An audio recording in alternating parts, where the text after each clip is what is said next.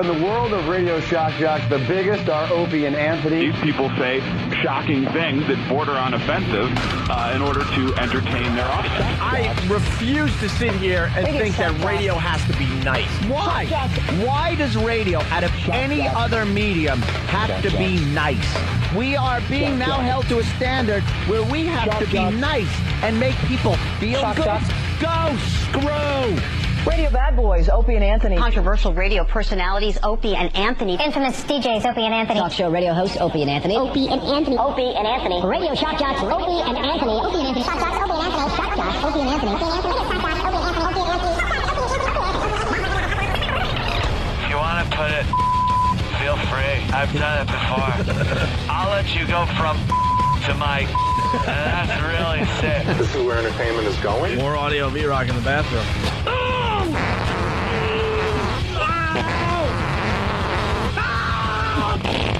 They are sick freaks. Can you pop this? I want to see something squirt out. Aim it over there.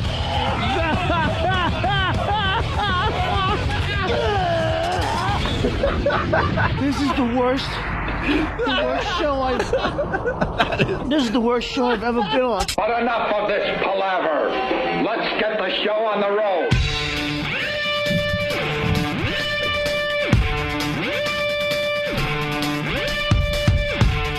Oh, the dramatic music has begun. Oh. That means you're going to hear something, boy, I tell you. Something important's going to happen. What is going to happen? Let's just sit around and wait and see what happens. Oh, that means we have to make it happen. Oh, isn't that odd? Yeah, we can't just sit and go, all right, go. Let's hear what happens. Wouldn't it be great? We just sit here and go, all right, something important's going to happen. We got to make it happen. And we just sit there and watch. We all just stare at the door for about 3 hours waiting for something important to happen. Why isn't something happening? Oh, we're responsible. Oh, yeah. We're the action stars. It's the Opie and Anthony show, and that's us. Someone jump out that window. Oh, would that be great? Bobby? It's the Opie and Anthony show. Hi. The O&A virus spreading across America. 877-212-ONA. Ant just arrived. It's one of those crazy days. E-Rock just arrived. Bob Kelly's here because we didn't think Anthony was going to arrive. Louis C.K. might be here, but he might be here later. Yeah, it was, please don't compare me with E-Rock being late also. Like Anthony's late, E-Rock's late. Well, all right, why don't we take care of E-Rock first? Same level of importance. Yeah, and same level of late every day. I am here. I am promptly here every day. Right. You have a reason today. E-Rock, I don't know. Maybe we should start the reason why E-Rock is late bit. But it's official. We do have a sweeper, so. Oh.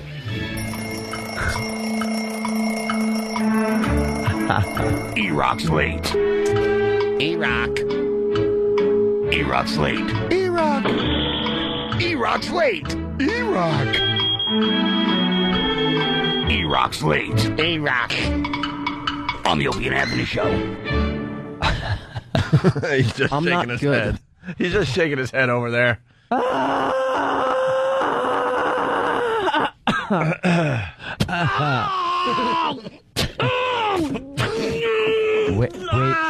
Wake up, E-Rock.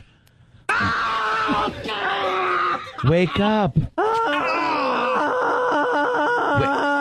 No, you gotta get up.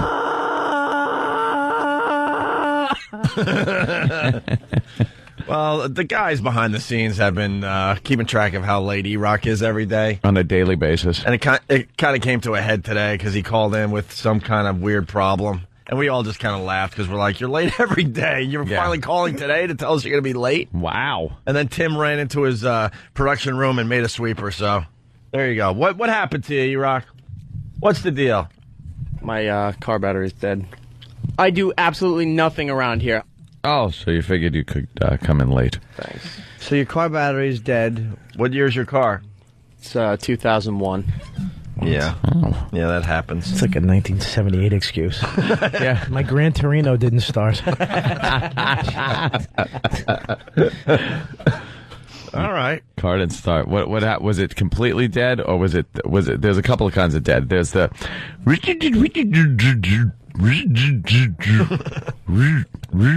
And that's like there's a chance. And then there's this one. Oh, that is the worst. Which is pretty much you're screwed. And then there's this one.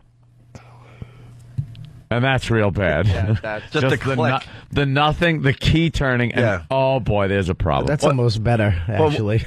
Well, when you're going through that whole process, though, you're like, all right, I think I should. I'm going to try it again. All right. Stop right there. Stop right there. Don't kill it. Okay. If I pump the gas. All right. I'm going to wait. Pump the gas. I'm going to wait 5 minutes. All right. Here we go. Stop. You start yelling at the person, stop! And then you just give it. Then you just got to give it the shot. It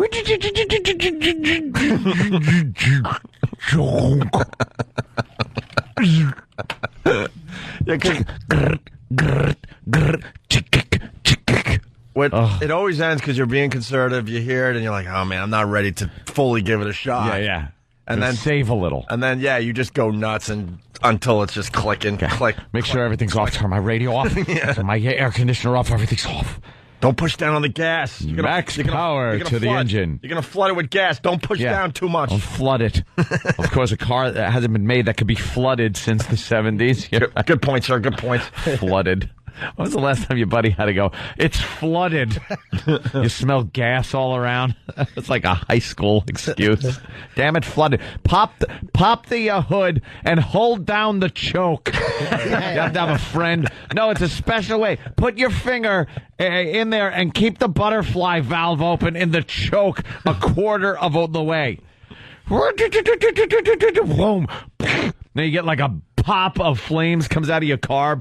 The good old days. And then it goes completely dead. You're like, hey, you got jumper cables. Jumper cables? Cables. What? And you got to flag someone down. Anyway, we got Kevin from Connecticut. He writes, E-Rock should be woken up by the Buffalo rapist every morning. Oh, God. I'm not telling that story with his hoodie on. That people... I'm not telling the story again. I mean, you're either in or not in on that joke. Very good, Kevin from Connecticut. And then Matt, the therapist from South Carolina, writes, Opie, it wasn't the car, it was his brain. Oh, did that need a jump start? So, E-Rock, do you feel good that you got a sweeper, though? Not really. I think it's kind of cool when Tim finally gives you a sweeper on this radio show, so... It's like a badge of honor. What time did Eric get here? How late was he? Got here about 5:30. So basically, he was only 10 minutes late today. Yeah. That's no big deal. You got to jump? No. What happened? It's still sitting there on the side. On the side of what? By the way, where I parked. Oh. Hey, by the way, what time did you say you got here? About 5:30. Yeah, actually, you got here at 5:33 and 58 seconds. They keep track every day. They really do. So it's 5:54. You round it up. 5:34, right? 5:34. Sorry. My girlfriend. That was 5:54.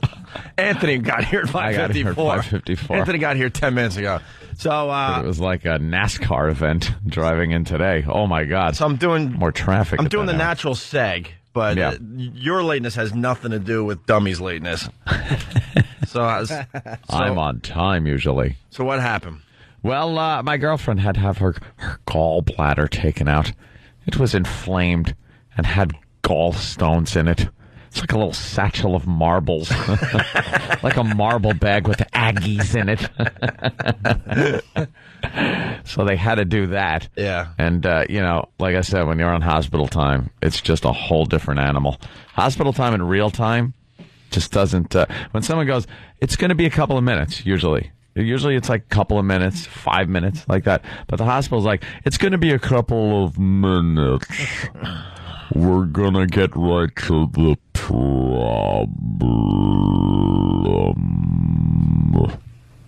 And then why are they moving in slow motion? What happened? Let me get the surgeon and he'll discuss things with you in about 16 hours. Oh my God, how do you do that? Why? Why does it have to be 16 hours? He's got other patients to tend to, and he does it very slowly. I heard that on the replay. I'm like, people are going to think we're just slowing down a tape or something. That's actually Anthony. No, that's how it sounds. That's an amazing impression. And you sit and wait. So she was supposed to go in there at like, I guess 3 o'clock.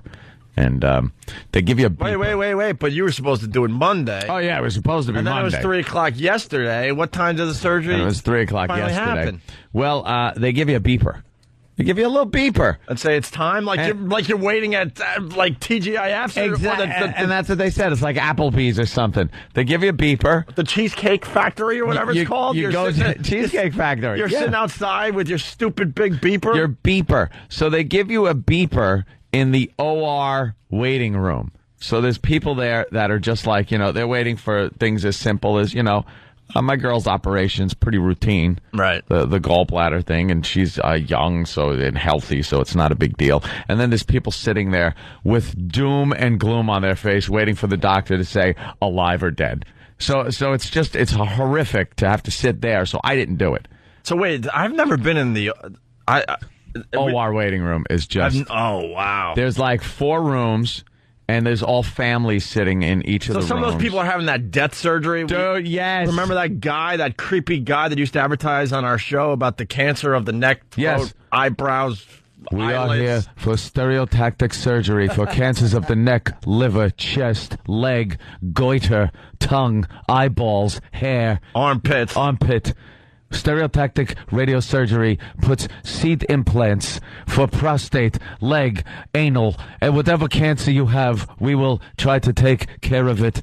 That was the guy that also did George Harrison and decided it was a good time when George Harrison had old pudding brain to go in and have his guitar signed. Yeah. So he got, I think he had a little ethics problem there, and now he's clipping toenails somewhere at an old age home. And we were the problem. Yeah, we were the problem. And we were the problem back in the day. We had to run these stupid commercials. Because they had the cancer piano music behind it. It was like, ding. It's like, ding, ding, ding. Does a loved one have cancer? Cancer of the neck, throat, nostrils, back of head, tailbone. He'd list a bunch of places, and you're like, cancer of the tailbone. Yeah, but of the spine. It's like we all know what kind of cancer you get, but this guy he came up with one. And so many more to worry about. Cancer of the teeth, cheeks, eyelids, gums. nostrils, right, sinus, gums. Yeah, there's a little ball bag in the back of your throat. Adam's apple, fingernails. Yeah. Fingerprints. Cancer of the fingerprints. So is that even possible? So, so back in the day, we're playing these commercials, and Aunt and I finally had it. We're doing afternoon drive. We're supposed to be happy and entertaining people, so we take his stupid commercials and we start playing music behind them to see how the mood changes. So we started playing like Benny Hill music as he's talking about these horrific cancer of the neck, head, chest. And I was like, wow, okay, this is more of an upper. And then we tried. Feels better. I remember we tried porno music. It was everything. We tried all sorts of different music beds, and then of course a guy in a suit, I don't even remember their names anymore, they come marching into the studio and they give you that finger thing, like come here. The doctor's very angry. Follow me so we can yell at you even though you guys are adults. He comes in and works on these pieces and you guys are putting different music behind it. He works on this, chooses the music and everything. All right. Enough. Don't worry about it. So put the Beatles music behind it? Yeah. Little George Harrison. So there's that room. So you're supposed to go in the room, and you can take the beeper if you want to go to get something to eat. It covers the whole hospital. Right. So I'm wearing the beeper, and I'm not going to sit in the room. I don't want to hear people. And then they have off the room are the little private rooms where it goes doctor, family consultation rooms. Oh, boy. So you just know trouble's going on in there. And then you look to the side, and there's the chapel. And the priest is walking around. You're this is the bad area. The bad area. Bad. So I decided to go onto the other end, close, but the other end of the hallway. There's a big glass room, and there's families sitting in there, and they don't seem so sad. And there's TV in there. So I go in and I watch, and I'm sitting down, and Lifetime is on. A Lifetime movie is on. God, and there's women sitting in there. So I'm like, I'm just going to sit. I'm just going to watch this. It was so embarrassing to sit there. You think Lifetime is a safe thing, but it was a movie about a dentist played by Tom Wopat. Tom Wopat was the dentist, and apparently he was raping his patients. And I'm sitting there with these old ladies, and I have to watch this, and I'm looking up, and there's Tom Wopat, and a woman is under anesthesia, and Tom Wopat's hands going up like her thigh, and he's unbuttoning the shirt, and I'm looking nervously over at the women. He raped me! It was so embarrassing, dude. I was turning red. I kept looking over my shoulder out the window like, is a doctor coming to consult with me? Because I didn't want to look at the screen. Why would they watch Lifetime in a hospital? There was one rape victim, and she had no one to back up a story. So Tom Wopat just said, look, it's consensual sex. He got her pregnant. So they did the DNA testing, and Tom Wopat's baby it was, and he said, well, no, we had an affair. She's a married woman, but an affair. She's like, hey, right. All right, how did he get caught? They always get caught because that's the women's channel. Guys are all scum on that channel. Well, his lawyer was very good. It was, what's her name? Wonder Woman. That Wonder Woman was his lawyer. Linda Carter? Yes, Linda Carter was his lawyer. And then I believe, who's the Emmy Award or the Emmy nominated but never won actress? Susan Lucci. Susan Lucci, I believe, was the other lawyer. And they figured with the rape victim, the original one, she found another woman that was raped. So they go into court figuring this is a slam dunk. But this private investigator for Linda Carter comes up. She was an actress, and a budding, aspiring actress. What did he find, the private investigator? Nice little video and pictures of her early modeling days. So threw her out. Couldn't use her as a witness because she was doing porno. Well, why can't you use someone as a witness just because they did porno back in the day? It doesn't matter, because Tom Wopat's lawyer, Linda Carter, was just fantastic. I hate that crap when you read about cases and stuff. This person was thrown out because, they went to a kegger once in college. Well, that's what they do. I mean, it's like... they do. So they figured what they got to do is plant They still saw the car accident. I mean, give me a break. Doesn't matter. Not a credible witness. They planted cameras in the office and... got a female cop that was attractive and needed dental work. Ooh. What are the odds? He gave her a good cleaning. All of a sudden, oh, look, my face and hair are clean, too. That's what he was doing. So they have the cameras on him. Wait, so she had big boobies and like... And like a food pocket that needed... cleaning out. They had a tender moment where she didn't want to do it, so the rape victim had to sit her down and say, we can't have this happen to another woman. Ew. And she's like, well, I'm not sure if I'm ready for this. You need to be strong. She goes, but what if he touches me and stuff? We'll be there for you. The other rape victim. And then she told a story. She goes, I understand, because when I went into my first teaching class, I was scared too. It's like you're in like a classroom with kids, not some dentist who's zipping his fly down. Jesus. That has the nerve switch going off. Same level of importance on this whole thing. Boy, didn't she have other cops watching? No cop goes in and they did. watch the tapes later. They had cameras and cops in the next room and everything. And she still didn't know if she could do it? Yeah, exactly. She's in the wrong profession. So they give her the anesthesia. She's laying there. She gets into the recovery room. And then Tom Wopat comes in and starts like putting his hand down her shirt. But he starts taking off like the heart monitor stuff. Yeah. But then he kisses her. Why do you need heart monitor stuff? I don't know. It's dental work. But it's Tom Wopat. I don't know. So he starts kissing her, but then a nurse walks in, and they're like, damn it, we don't have enough. Damn it. So it ruined the whole thing, but then they figured she had a little residual pain that night, so they sent her back for an emergency visit at night when he's alone, and there's no nurse in the office. So he goes in, brilliant, puts her under, gets her in the recovery room, and then he really starts going at it. And this is where I was completely embarrassed. I'm sitting in the waiting room, a bunch of old ladies, I'm watching this stupid Lifetime movie, and Tom Wopat goes to town, unbuttons her shirt, her sweater, opens it up. There's her ample breasts in a pink little bra. Just heaving. Wow. And then he pulls her skirt up, and then Tom Wopat, you see, he takes his shirt off, and Tom Wopat's hairy chest from the chest up, you see, and then you hear zip. Oh yeah, then what happened? And then the walkie-talkie from the cop. All right, make the move. Go. And the whole time the rape victim is actually sitting next to the cop watching the video.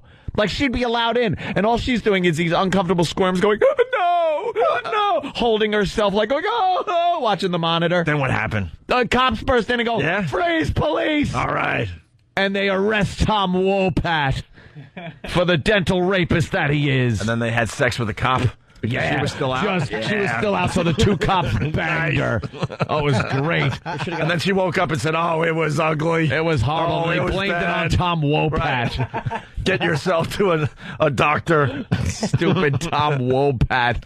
And the title was like something, and then it was subtitled, "She woke up pregnant." And of course, they had the big controversy between her and the husband. Oh yeah, who was like now bitter because she's pregnant with some guy's baby. The dentist rapist, and he's like, I don't know how to handle this.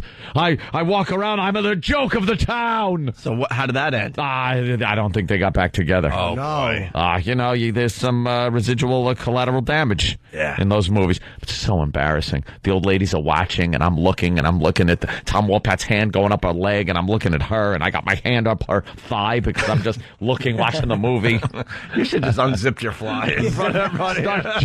Start just cranking.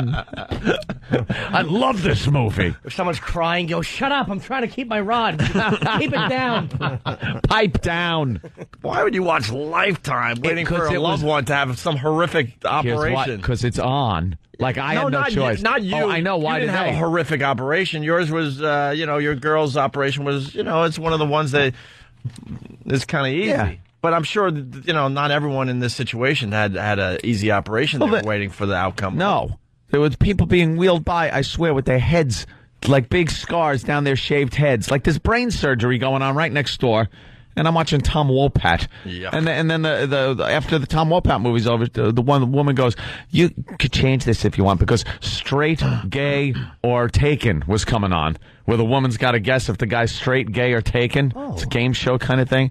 She goes, you could change this if you want. Like, could you change Tom Wopat? So I put on Leave It to Beaver. Well, you should have watched...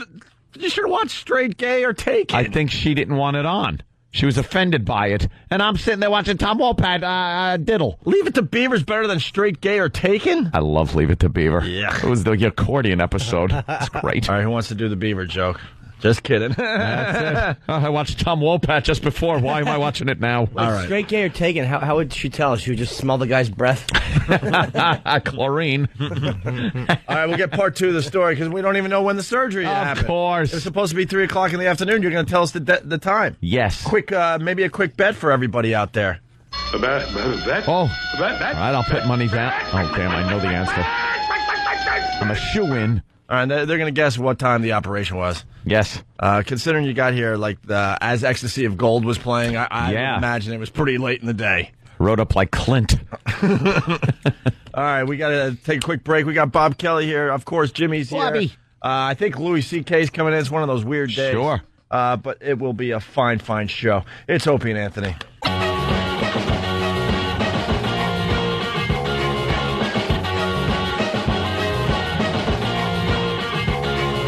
It's the Opie and Anthony Show. The O&A virus spreading across America. It's Whip 'em Out Wednesday. Yes, it is. And we finally could get some energy behind this Whip 'em Out Wednesday again because Tracy, the new PD here in New York City, 92.3 K-Rock, she finally got the brand new WOW stickers printed. And I guess we'll be all over New York City and Long Island and Jersey. And we'll go up to that Westchester County that we don't know much about. And we'll start getting those new stickers out there. Of course she likes WOW. She's got 36 double Ds. Is that who I think it is? Yeah, the PD. Wow. Yeah, Bob Kelly has a little crush. Do you? A little crush. What are we in? Hey, you can still... high? He just said that. You got a little crush. He whispered that. You're actually...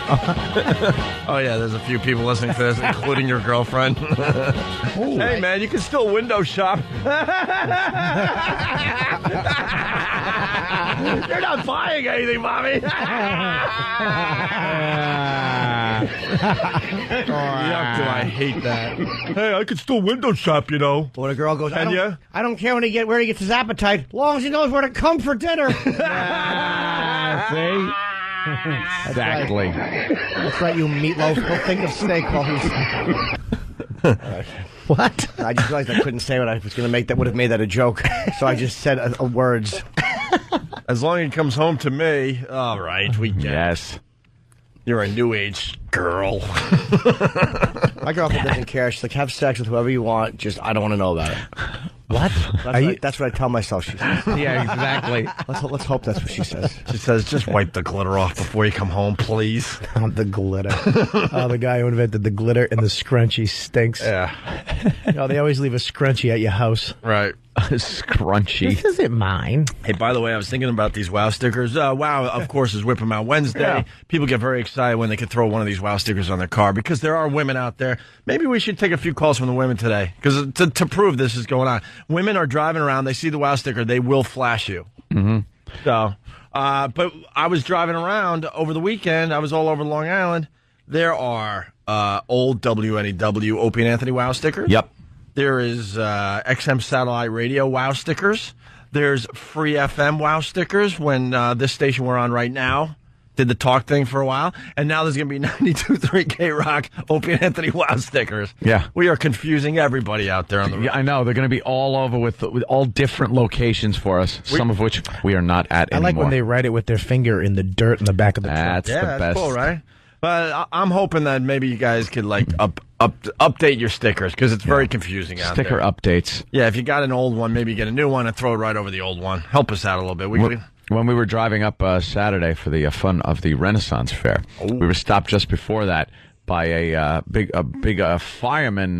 We're doing this thing where they were stopping cars and asking for money. Mm-hmm. You know how they do that sometimes. Yeah. So they had these buckets, and all the guys had WoW stickers on them. Very cool.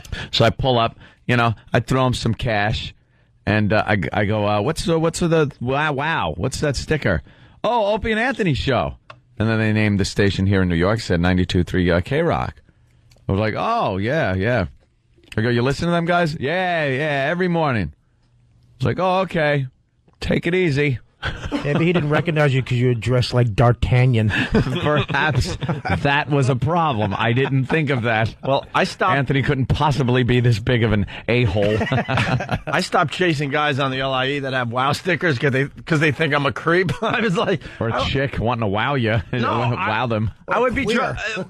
That's what I'm getting at. I would drive on the LIE. I would see a WoW sticker, so I would speed up and like get all excited, like, "Hey, that's me!" And they would just start driving faster, like, "Get away, with this creep! I'm looking for chicks, you queer." Because you're pointing down, they think it's like you're pointing like into the lap, like, right? Yeah, hey, I'll pop it in my over. So if you have a WoW sticker, I'm out there and I appreciate it, but I'm not going to be honking anymore or chasing you. I'll just let you live your life. I just get a little excited. Leave them alone, right?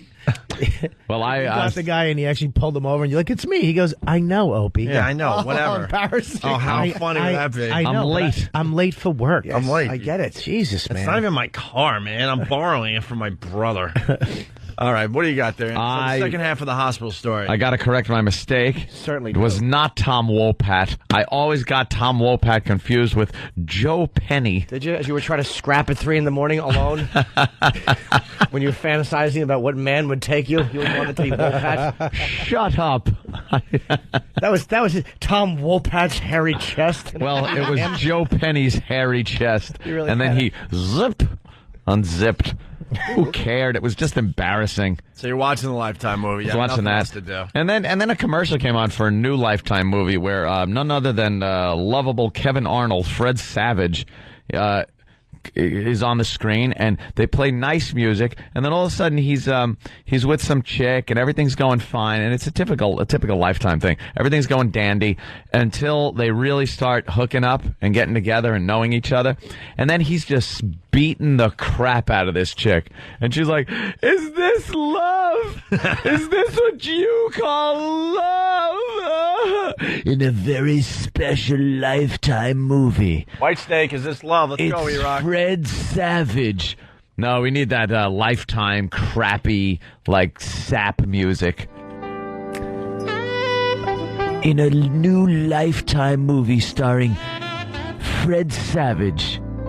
He's moved on from being Kevin Arnold, and now he's a real douche. And he's just beating this woman. Why did you... You said you loved me. And he's choking her against the wall. It's like, that's how you get credibility if you were like Tom Arnold or Kevin Arnold. Tom Arnold. if you were Kevin Arnold, little Fred Savage, and you want to kind of get that behind you, you do a Lifetime movie and play a rapist or someone that just beats women. And then at the end, you get burnt in a bed or shot or something. Yeah, there you go. Shut up. Shut up. I was Kevin Arnold. I used to beat Winnie Cooper like this. Well, it was very embarrassing in the waiting room. But like I said, I was in the hospital there because my girlfriend had her gallbladder taken out. It was supposed to happen Monday. Then it was supposed to happen yesterday at 3. Yesterday at 3. So they go, oh, we're going to take her down in there a little early. Like, oh, good. They give me the beeper. You could go anywhere with the beeper. So I'm just sitting there, and now you're waiting for the beeper to go off, you know? You don't want any problems. You don't want any complications or anything like that. So about an hour and a half went by, and my beeper goes off. I'm like, oh, that's quick. That's a little quicker than they said. So I rushed down there, and the woman goes, oh, no, I just wanted to tell you that they just started. Like, what? Why the... Oh, Jesus. How long the procedure? It takes about 2 hours. So it's like they just started. So now it's 3:15. And they had just started. We just started the operation. It was supposed to be at 2:30 and then 3, but now it's 3:15. What? It's 3. What? So she reboots my beeper and says, they just didn't want you to worry, but they started now. When they rebooted your beeper, did they say smoking or non-smoking? Yeah, what do you want? Do you want a booth? Try the dessert. We have a cheesecake. Where are you going to be? Jubilee. Are you going to be at the bar? Or are you going to be waiting outside? Bar. I wish there was a bar. Out. I had to go back to stupid Lifetime. Yeah. But no, they give you a beeper. And you got to wait for it, and then the beeper goes off again a little later, and I'm like, okay, it's done. No, it's just time to turn in the beepers. Now you got to wait in that area. You can't mosey around anymore for the doctor. So I'm just waiting and waiting and waiting and waiting. Did you go in the chapel like Rocky and just pray for her? Hey, Maggie. Did you go in the room and read to her, someday you will come back? Yeah, she gave birth to a wonderful gallbladder. Yeah, I want to thank you. But Mickey's not here. Hey! Yeah, maybe me and you and a gallbladder go to the zoo. I like the tigers. Jackass. And I went back there and had to wait for the doctor now to come in. And at this whole time, it's just ping, ping, ping, ping, text, everybody. What's happening? How is she doing? This, that. I had to take phone calls from relatives. Why don't you like taking phone calls from relatives? I barely talk to my own family. I understand that. I love my family. Don't get me wrong. I love my mommy. I love Donnie. Love Sal. Christmas shoes. Joe. My immediate family. Right. I'm not used to dealing with girlfriends' families. I usually come from girlfriends that their family was wiped out in some cataclysm, or the father left and that. So but I got to deal with family members. I do that. It's part of the thing. I deal with Jen and Buddy, her sister and brother-in-law out in Colorado. Okay, and then she was nice enough to make the family calls after I got the info. But they come out, and one doctor comes out. And this woman comes out, and now they're talking right in front of me because I can't leave that area. Right. And you know me with hospital stuff. I don't like watching ER because it's too gruesome. You don't like getting just stuff on your hands in the morning. No. You get creeped out by all this stuff, germs and things. Things went well. Wait, you're hearing them talking to another family? Yes. Oh, Yeah. Things went well. We removed 1.5 liters of liquid from his chest cavity. What we had to do to make the cavity smaller, because the liquid keeps forming in there, we put a drain in, and we had to rough up the rib cage. I used and he's saying this, I used a file, and we roughed up the rib cage, so now when it heals, the lungs will adhere to the rib cage to diminish the size of that pocket that the liquid was. He used a cheese grater on the inside of his ribs. Know what it sounds like? If you ever take a peek at those cooking shows, they're like, all right, so how'd you make the cake? This is what I had to listen to this. And what the surgeon sounds like. I'm getting all woozy because it's just, I'm picturing someone taking a cheese grater to the inside of your rib cage, and it's horrifying me. And it's like, he goes, it works like a Velcro. The lungs will stick to the rib cage now and eliminate the pocket. She goes, but he goes, there's going to be a drain in there. Yuck. And you're going to have a home nurse that comes in every 2 days is going to have to pump that liquid out. Pump the liquid. Pump the liquid. But we didn't find any tumors or anything. And they're talking tumors, and I'm just like freaking out. And then they... you know what I think when you hear that type of thing? What? There goes that guy's sex life. It's over. Who the hell wants to bang him when the person knows that a nurse has to come and drain his chest? Drain that chest liquid. Banana juice could actually go all over your chest while you're having sex with them. Yeah, nothing takes the sexiness away from sex when you realize the person you're supposed to have sex with had their ribs cheese grated, so the lung sticks to it. And it can leak out on you during sex. Right. Oh, look at that. I'll just tape out a goodie. What happened? You typed goodie? Goodie. What? It's my baby. Oh.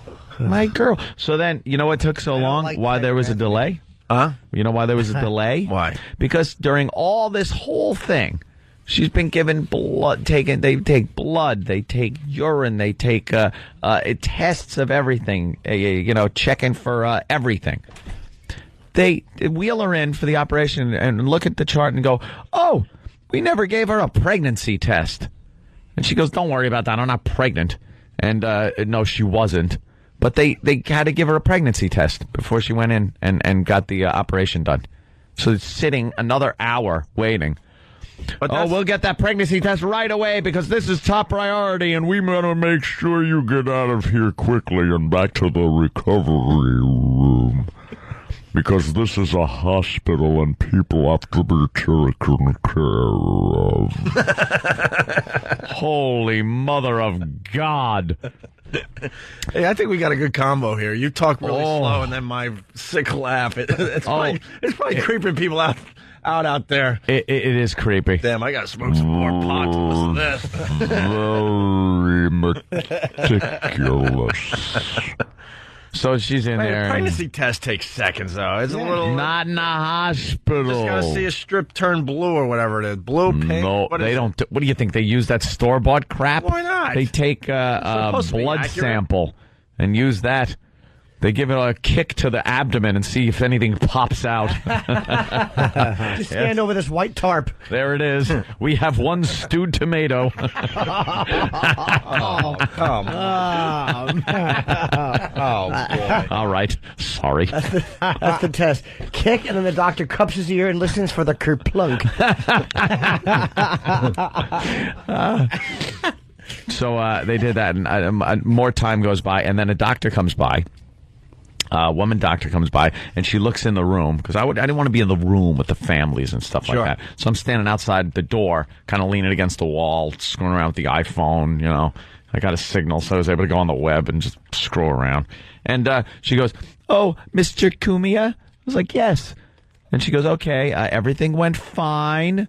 We took the gallbladder out. We were able to do laparoscopic surgery, which is good. They don't take the machete and slice open her abdomen. They poke a few tiny holes. They do something. They take 3 or 4 holes, right? It's not even a hole. It's a little incision with these little micro stitches, and you don't even see scars. And then the belly button. They go inside the belly button and cut that, and then stick something in there. They put a camera in the other hole there, and they kind of peek around. and then they pull the gallbladder out of the belly button like Alien. Nice. Like that Mexican witch doctor. yeah. Where they're pressing and pull a cotton ball with blood on it out. You are cured. How do they untie the belly button? You don't untie it. It's just there. Look at your belly button. It's tied. God, she's got an innie. It'd be impossible an outie. Just squeeze it like a zit. But they took it right out of there. Maybe she has an outie now because that's the gallbladder. No, I saw it. I was actually able to look at the gallbladder's hanging out. Hi, baby. Ah! Wait, what'd you say? I was able to look. At what? At the incisions and the thing, because they were just covered up with like this clear little Band-Aid. I thought you were able to watch the surgery. No, they're just like three little Band-Aids. Hey, like nothing. There's an observation coming in. Oh, of course. We like when the audience participates. There's an observation coming in. This guy didn't leave his name, unfortunately. But he's noticing that you're a different person. He goes, Aunt, you're a fag. If Jennifer, which is Aunt's ex-wife, sorry to bring that up, Aunt, was in surgery, you would have been in a hot tub with a chick with braces. Right. I don't know if I can deny that. I really don't know. There's a lot more concern these days. The old days, you would have been like, call me when you need a ride home, sweetie. Yeah. You should have been the obnoxious boyfriend screaming that you better not have scarring or you're not going to be able to F. Better not be any scarring. Take care of that. And hey, Doc, how about an extra stitch? Oh, wait a minute. That's for the pregnancy. So what time was the surgery? People bet out there. Finally got to it at 3:30. Oh, that's not bad. That's when it was. But she was supposed to be in early. Right. Like they were like, hey, we could take you early. So they wheeled her down there at about 2:15. So I'm like, all right, great. Going to get this done with early. And didn't start until an hour later or so, or an hour and 15 minutes. But then they go, okay, you could see her in recovery. Mm-hmm. And recovery is always fun because the person is so effed up. They give them, the drugs, and she's like, how are you doing? Everything went fine. I woke up. I didn't know who anybody was. I was like, that's because they're doctors and you don't know them. It's not the drugs. You just don't know them. We don't hang out with doctors. We've never seen these people before in our lives. I was scared because I didn't know who anybody was. And then all of a sudden they'll be like, well, they took the... Like, baby, are you... sleeping? Oh, baby, hi. Yeah, I was just here. You all of a sudden got Alzheimer's for a second. Hold my hand. Oh, that's a nice icy hand. Yeah. I can't really talk. My throat is so dry. Ask if I can have some water because I'm... And then the nurse comes over. Oh, we'll get her some water right away. Any second now, there'll be plenty of water for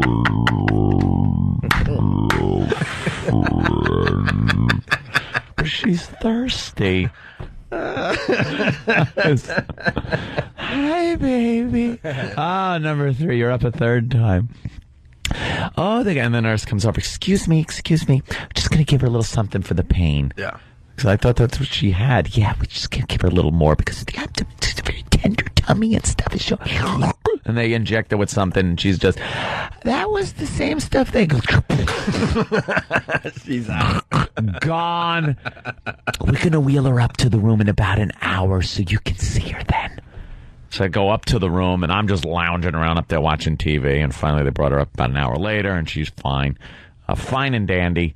As a matter of fact, her the last text that just came in moments ago, they are still planning to send me home today. So they're sending her home this morning. And my answer was goody. Goody. I answered goody. I didn't have time for goody gumdrops. Well, you will, because we're going to take a break. Oh, good. I'll find out what time. Face right now looking at you. But Anthony Why? hasn't slept in like 3 days. The sleep is... I've slept on like... chairs. Well, you can't sleep in a chair. There was one thing, she had to go for one of the tests Saturday or Sunday where they make her drink some radioactive stuff and then they put some scanner over for 2 hours, and I'm sitting in this chair, and the room is freezing cold to keep the equipment cold, so I'm covered with hospital blankets in a chair, and it's a regular chair, a hard surface chair, and I'm trying to get comfortable in this thing, leaning my head on the back of a chair. And you know how, like, your normal office chair is kind of soft on the top, so you can actually lean your head there and maybe catch some cushioning. This was a slice of wood about a 1/4 inch thick that was carving into the side of my skull. Were you sick of saying, I'm not the patient? I'm not the patient. I just look horrible. Stop trying to wheel me away. I'm not the patient. Stop it. Hey, Stephen S. from Bayshore. Did Ann take the gallbladder home as a tasty treat for Jack? Little Jack. No, it was full of marbles. And Hector from Georgia. The reason the surgery took so long was her parents needed to sign her permission slip. Consent form. Wait, my thing is, No. if the gallbladder stones are hard, how do they have to squeeze it out through that little laparoscopic surgery? Well, I'm sure it stretches open a little bit, and then they can hack it up if need be, and kind of take it out in pieces. It's not like I'm going to save it like a little sack. Well, the stones aren't that the stones aren't that big in the gallbladder. No, your they're not kidney that stones big. get pretty big. They're not that big, but it was like full of the little gallstones, and if they clog up one of the little ducts to one of the tubes that are in there, that's what the problem is. Make one of those Indian medicine bags. Yes, medicine bag. Out of it. You blow it up and harden it and make it a maraca. Could you keep it if you wanted to? No, they don't let you keep biohazardous waste anymore in the hospitals. Go figure. And the doctors don't smoke in the hallways anymore, Bobby. What year is this? All right, we got to take a break. All righty. Lots to do. We got Rob Zombie coming in today to talk about what? Halloween. Very cool. And they're releasing it early. They're releasing it in a couple weeks, right? Good. It's an odd time. Usually these Halloween movies are around Halloween, but in this case, I think they are going early with this. Good, movie. you get a maybe little early couple September. shot. I'm not sure. And also we got Maury coming in at 7:30. I want to talk to Maury. Maury Povich coming in at 7:30. He has a lot of fun when he comes in because he doesn't deny anything. We like Maury and his latest, that whole fear thing where he takes people and just scares the bejesus out of them with whatever their phobia is and laughs. Can we play Cotton Man? And it's covered under the guise that he's actually helping. Can we play Cotton Ball Man next? Please. All right, we'll do Cotton Ball next. Just a little taste of that to get everyone ready for Maury today. It's Opie and Anthony. Rock and roll. Hey, good morning. It's Opie and Anthony. Maury Povich will be here in a few minutes. Nice. Can't get enough of his phobia shows. Hey, want to play Cotton Ball Man again? Cotton Ball Man, for the woman that was afraid of cotton. Well, let's do the quick clip from Carolyn here. Or is it Caroline? Caroline, Brian. Whatever. No. We should make a new rule. It's the same freaking pronunciation for both of those, so we don't have to be confused every time we have to say your name. Carolyn is afraid of cotton balls. This is her nightmare. I have a nightmare of a man who is made of cotton balls, and he is trying to kill me by putting them in my mouth. And I've had this recurring dream for as long as I can remember. I have a 1-year-old, and he has stuffed toys that I can't even play with him with. Or when I go to change his diaper, I'm scared that the cotton's going to come out of it. The brown cotton. I don't want to deal with this anymore. So put your kid in a microwave. We keep playing this clip. I tell you, you nut, you lunatic. We keep playing this clip. The bird clip is just as good, but yeah. So Maury decides, he's got to cure her fear, and he brings out a guy that is completely covered in cotton balls. And he looks very, like you would think that would look funny, but it's like surgical cotton he was covered in. So he looks like the Mummy. Yeah. And very scary looking. Like if this thing was walking around on the street at night, you would run in fear. It's a very scary cotton monster. He would make a great killer in a movie. Yeah. Cotton Man. Cotton Ball Man or whatever. And that's Maury's idea, though, of curing her of this whole thing, is to So just hilarious. bring the one thing she is most afraid of and then laughing at her. Remember the last thing you're supposed to do to a person? Oh, like of course it is.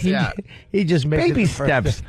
One single cotton ball 20 feet away from her is the way to start. She's not Batman. You must face your fears. Yeah, put her in the cave, in the well with the bats. If you're scared of cotton ball, man, that's like years of therapy to get all the layers out. You got to dig deep. Yeah, exactly. It's not going to be cured in 10 minutes on a 10 minutes on a talk show. Yeah, like 5 minutes with an audience full of cretins laughing at you, including the host. Right. More Yeah. like, look how ridiculous it is. She's scared of cotton ball. Scared of cotton, you're an idiot. You're stupid. Why are you living? He's just cracking up at It's it, insane. So that's why we love him. all of a sudden, Cotton Ball Man comes walking out from the side. She runs the other way, and Maury's got that figured out. There's another Cotton Ball Man on the other side. running out after her. Right. Cotton Ball Man was running after her. All right, we got to play the clip one more time. So this is what happened. This Maury is a sick bastard. I got pictures of cotton ball. You upset at those? Yeah. Yeah. Now tell me about this. Thought that they're making that noise. What noise? They're just making the noise. Doesn't make a noise. It does. I gotta find something. Oh God. Wait a second. Oh.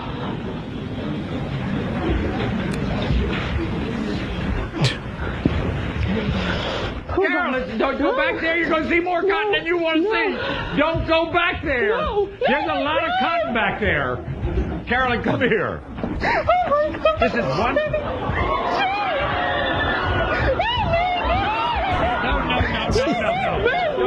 Get back. I'm going to hit you. I'm going to hit you. Get back. Now I'm going to hit you. Now. Get back. You're Maury laughing. I can't believe it. That just can't be good. That can't be good. I'm helping. Move back, guys. Move back. Okay, we got it. All right, go on. We got it. They all left. We got the shot. We got the help. We helped her. Here come the ratings, baby. Yeah. And Cotton Ball Man moves like a monster. His hands are out in front of him. So there you go. We're scared the hell out of Winona Judd. We're getting ready for our visit with Maury Povich in about 20 minutes. We can't wait. We got Lifetime movies in front of us. These are just the movies that start with the letter A. Yeah, because Lifetime is known for their something movies. It's always whatever. Very dramatic. Well, how about this? A Child's Cry for Help. Where's our Lifetime movie? Music.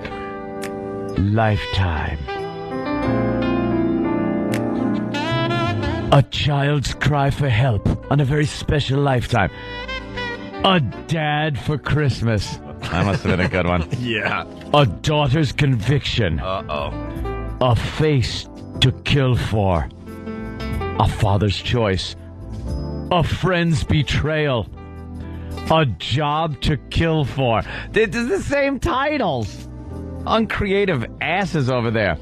A Killer Upstairs. A Little Thing Called Murder.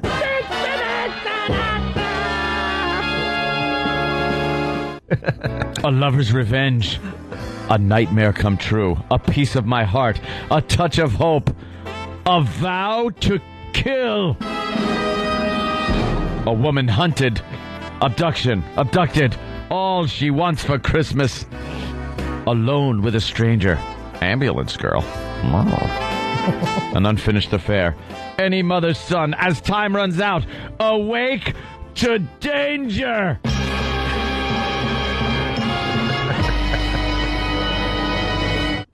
A Child's Wish, A Crime of Passion, A Deadly Vision, A Face to Die For, A Family Lost, A Father for Brittany, A Friendship to Die For. They love that die for thing. I gotta slow you down. A Father for Brittany. Now that one sounds hot. Yeah. I like that one. You're my new daddy. A Killer Within, A Kiss So Deadly, A Life Interrupted, A Long Way Home, A Perfect Murder.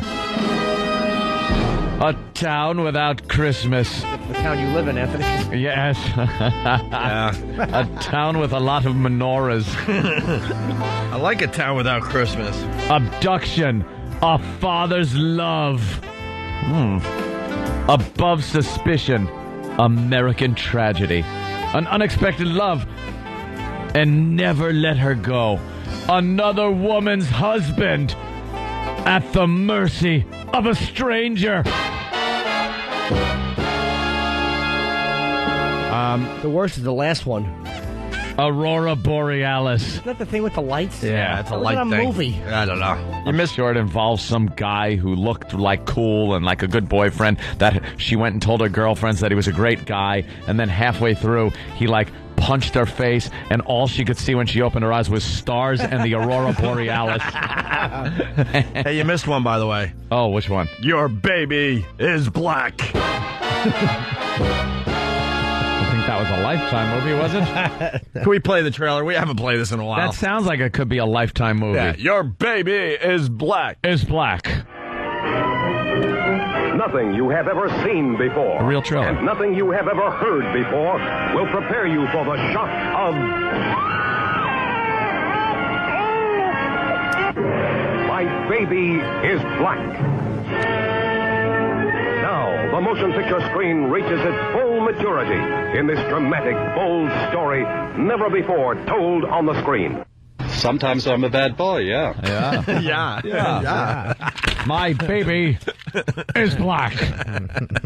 All right. Hey. You know that I don't want to blow it, but I know Lifetime was interested in doing some movies about our staff. Really? They certainly were. And you got a few of those? What was that? I heard one. I heard one. Oh, okay. Well, it could start something. I mean, the instant feedback, they're looking for something to do today. I don't know who this is for, but Yeah. they're doing one. They said, a car battery for fat boy. Well, the Steve C story is coming in from Stephen S. from Bayshore. A bear in chaps. A C for Steve C. A boyfriend, a Nazi.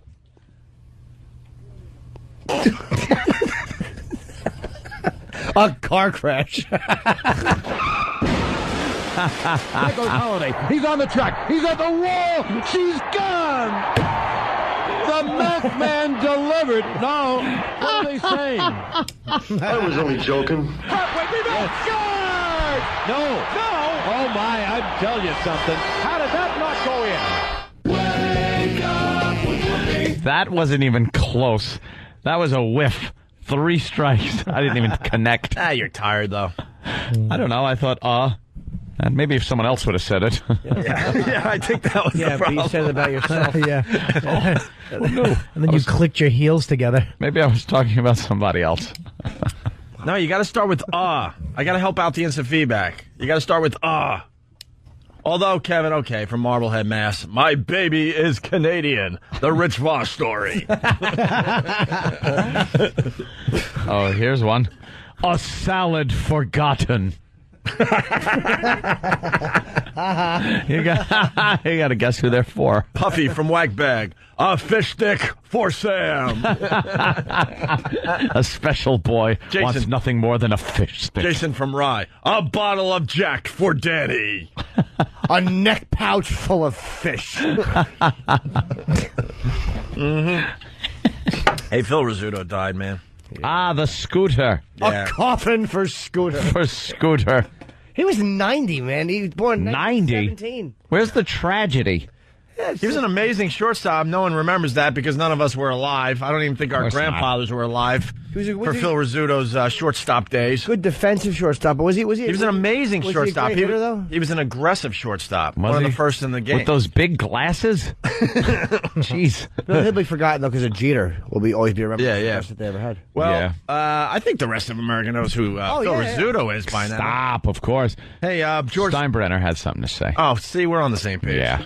Steinbrenner, I love when they do this, when someone near and dear to our hearts dies. Yeah. George Steinbrenner said, I guess heaven must have needed a shortstop. Heaven must have needed a shortstop. Then why wouldn't they take Jeter? He's young. Exactly. Scooter's 90. Yeah, I don't think heaven needs a 90-year-old shortstop. I guess heaven needed a guy to leave in the 6th inning while the game is still being played. Yeah, why would they take him? I guess God doesn't believe in winning. God There's no always winning in picked heaven, the fat obviously. kid in school. Right. I guess rapist. Phil Rizzuto's playing with a fat kid at first. This is a way to go to it. This is one way to do this. Like a nice young Thurman Munson is at the plate, right? Catching, and he's all excited because he finally gets the word that he's finally going to get a shortstop for his heaven team, right? And it's 90-year-old Phil Rizzuto. What am I doing? What the F? Can I trade? Billy Martin's in the heaven dugout going, it's a BS. How did I get this guy? God, the Red Sox are going to kill us up here in heaven. Ted Williams' head's at the plate. Right. We're playing Ted Williams' head today, and they're giving me a 90-year-old shortstop there, Mikey. I guess heaven must have needed an announcer for the money store.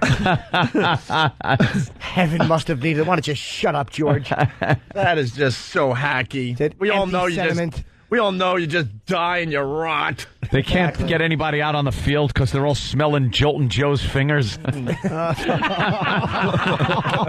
I guess when Joe died, he said, I guess Marilyn must have needed a black eye. Stupid. Heaven needed a shortstop. They certainly didn't. When Munson died, did Heaven need a pilot? Your face. Where's Pepitone when Heaven needs a bag of Corey Coke? Lytle's on the mound. Right. Pepitone. Joe Pepitone. Really Bill from Waterford. Wow, I guess Heaven needed someone to incessantly say "Holy cow" for no reason. Holy cow! I'm dead. Do we have that money? A toothbrush for Eric.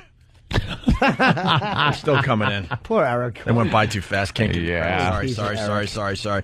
Yeah, so I guess Heaven needed a shortstop. That's what George Steinbrenner said today. So they for God said, we need a shortstop. Let's go take the scooter. Yeah. He's doddering in a circle anyway. Yeah, He'll be perfect for the team. That's very romantic, isn't it?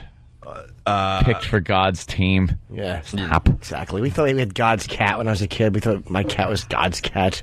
Oh, is that what you thought? God's got like 1,000 billion cats. No, my cat was just a thing that wound up in a box in the yard. It's dead. Well, better than my Smokey. Ended up full of maggots on the side of the road, flattened like a pancake for me to come across because I smelled dead animals somewhere. At least you got to bury your cat. No, it was a sad day when you realized that that daddy wasn't taking the family pet to live in some farm in the middle of upstate. He's dead. And then you realize that that daddy was too cheap to give the family pet a proper goodbye. A proper burial. And he was in the woods somewhere with his frozen eyes. Oh, God. I found my dog dead on the railroad tracks because my stepfather got mad at my mother and kicked him out. Was he cut in half? No, he was just hit. Yeah, he was just thrown to the side. How did he not see the train coming, that dumb dog? Stupid dog. What did he think it was? The dumb dog you had. He probably thought it was Bob riding a bike with a light on it to come get him. Train just smashed him. All right, look. We kept it fun, but, it always has to go there. Oh, no. Jason from Rye, because, Heaven needed a shortstop. Well, Jason from Rye writes, Lou Gehrig is at the plate wheeling his little ALS legs around the bases. All right, look, man. Oh, my God. Hey, but if you're following the logic of that George Steinbrenner, that would be a mess of a team. God's coaching baseball up in heaven. Yeah. All right. He gets the old bloated Babe Ruth, great, God, with the voice box. Wouldn't he just be taking everybody in their prime? Mm-hmm. Just in their prime. That's it. Yeah. God did a shortstop. No, he didn't. A shortstop for Heaven. God doesn't play sports. What? All right. Silly. Hey, speaking of Phil Rizzuto, he was a terrific announcer for the Yankees. For the money store. And he did those dumb commercials, yeah. Here's some of his memorable quotes, or calls, I should say. Ow, my prostate hurts. With the score tied 4-4 in the ninth inning of a game, Rizzuto offered this about squirrels. In the backyard, we got a lot of trees. In our home, I've watched them leap from limb to limb. Unbelievable. Unbelievable. Oh, God. Is that jackass, stupid F doing an Imus impression? Can we please get that? Oh, God. It looks like someo's jealous again. Oh, what's the matter? Curtis perhaps your job's in jeopardy? You're going to be fired. Curtis and Kubi were against him? Yes, they're against everybody. They're against it because he's too cool for the room, man. He thinks it's race because he's so full of guilt and he tries to come off like he's some kind of Curtis. He tries to come off like he's Mr. Love everybody and hates anybody that's controversial. Can we get the Curtis clip? Let me hear his Imus impression. I'm sure it rules. And I want what he said about us after our last controversy. He's a douche. He basically wants to beat us up. Do ya? Take another cab ride early in the morning with a pal. Gonna drag you in the back seat. What we just saw, because Imus, everyone knows by now, it's a big headline. He settled with CBS, the company we work for Imus, for $20 million. And immediately after, by the way, yes, of course, the Rutgers Center is suing him. As soon as the dollar figure came in, the poor victim couldn't wait to sue. And now where does she file? In the Bronx. The same ones that convicted Bernie Getz shooting those innocent men. Like you get a fair trial there? Why? She ain't going to get a change dime. of venue. She shouldn't. She's not going to get a dime. She doesn't have a case whatsoever. She just doesn't have a case unless they don't want to fight this and they settle for some dumb. Doesn't matter if she's got a case or not. She has no case. You try this in the Bronx, it's done. It's done, dude. She was a public figure. She has no case, dude. It's a race. It's a racial battle. Yes. This has nothing to do with justice, no case, the truth. This is a race battle. It's a battle between black and white. They are gearing up to have black support, and Imus is just going to go in there, with a lawyer and try to duke it out. But he'll have to fork over money. He shouldn't. He should give her nothing. Nothing. She said that she's bringing the case because she's been disparaged and it's ruined her credibility. And no one knows who you are. If you walked in front of me, I wouldn't know who you were. Most people still I wouldn't recognize it. Have no clue. No one cares. Who's the 6'5" broad? That's what exactly. Hey, by the way, so Curtis and Kubi, what we just saw, stupid Curtis, who's an ass. He is an absolute I just stopped myself because we're on regular radio. Yes. Look at me with responsibility, Bob. Stupid Curtis has to wear the Imus cowboy hat today, and he's mocking him. And he put the Imus headphones on, and he was doing an Imus. Just another jealous radio show host that never went anywhere in his radio career. Curtis is the angel guy, right? He's been a wannabe his whole life. He was a wannabe cop. He's been sitting in mornings for a long time, just kind of rotting. No real buzz about him. But as soon as someone gets in trouble, like Ant and I with our latest thing, he's all over TV saying he's going to beat us up if he ever sees us. Boy, I'm scared of you. He needs to upgrade that satin jacket. And the beret. Yeah, satin jacket. Satin isn't tough anymore. His dumb beret that, sure, when Dinkins was in office and crime was running rampant, perhaps it was refreshing to and you felt safe having a guardian angel on one of the subways. But now it's, it's a little passé. Giuliani kind of put a stop to that whole thing and made you insignificant. When you see those guys now in New York, you kind of push them out of the way. Like, could you get out of my way? I'm trying to get on the subway. Excuse me, there's a soldier with an M16 right next to you. Your cute little satin jacket. Exactly. What is that going to stop at this Members-only jackets and berets. And it's a bunch of guys that are just out of shape. It's like, I get it. But this isn't 1979 anymore. Can you move out of my way? I'm late for a meeting. They all have bunts. Yeah. Just little fat stomachs, little flat asses. Hey, Curtis, go bitch out the mob again. Go bitch out the mob and see where that gets you. With a few more holes in your belly. He's a boring radio guy. Dope. Boring. He says things like he rhymes with the mobsters. We get it. You're an old neighborhood Joe. Yeah, look at me. I'm just a neighborhood tough guy. Neighborhood tough guy on the air. Local boy. Good. Local boy makes good. Shut up. They're always looking for promos for our show. Opie and Anthony, they love the mob. There you go. Mom never did me wrong. Mob always took care of me. My grandfather did a great job. I hear tell he was a numbers runner. Low-level stuff. But it was fun. And then I have another guy. I think it was, who the hell was his name? Uncle Jakey, maybe? And he used to come by with furs all the time. At these trucks. And he used to come by with a bunch of stuff and go, could I keep this stuff in the garage for a while? And I'll be back to pick it up. And he'd put all kinds of stuff in there. He goes, take what you want. Dude, back in the day, I caddied for a lot of mob guys. They treated me like a superstar, man. I would caddy for a mob guy over anybody else. They know how to they pull out some green for you. Gotti's neighborhood, safe neighborhood. That whole neighborhood was safe. Used to have the big fireworks show, big barbecues for the neighborhood. The good old days. So Curtis is mocking Imus today, just showing his jealousy once again. What a douche. He is a douche. All right, we got to take a break. We'll get back into the Phil Rizzuto thing because people are commenting on other things that haven't obviously needed. The Benoit jokes are coming in like crazy. Oh, no. Oh, my God. Chris Benoit jokes are coming in because, haven't needed a shortstop. Well, haven't needed some other things. And they're having fun with that on the instant feedback. We'll read some of those in a bit. But next... Maury Povich. Oh, thank God. Maury Povich will be on that couch. Nice. We can't wait. It's been a while. It's Opie and Anthony. You're checking out Opie and Anthony. We got a full house today. And one of our favorite guests is in studio, Maury Povich. Maury. Oh, my Lord. How are you, sir? I don't know how this relationship started with you because we're like, Maury's not going to dig our show. Oh, yeah, I do. And then you came in that first time and we laughed so hard and we realized that... I don't get this. Opie, you keep getting younger. Thank you, sir. And Anthony, thank you. And me. I'm getting more gray by the moment. See, he's got that hair color that the grays don't really show up in. Well, and I didn't stay up all night. His girlfriend had minor surgery. Had gallbladder surgery. So he's a mess. So I've been up for days. Well, she doesn't need the gallbladder. No. Nobody needs gallbladder. Nah, you get that right out. She was afraid of the gallbladder. She was fearful. I wanted to book her on your show, and you could have shaken her of that fear of the gallbladder. I'm surprised there aren't more, ambulance-chasing gallbladder surgeons. Yeah. I got to tell you a little something about his girlfriend. She's the first one to have her gallbladder removed before her tonsils. So, she still has she still has her tonsils. Aw.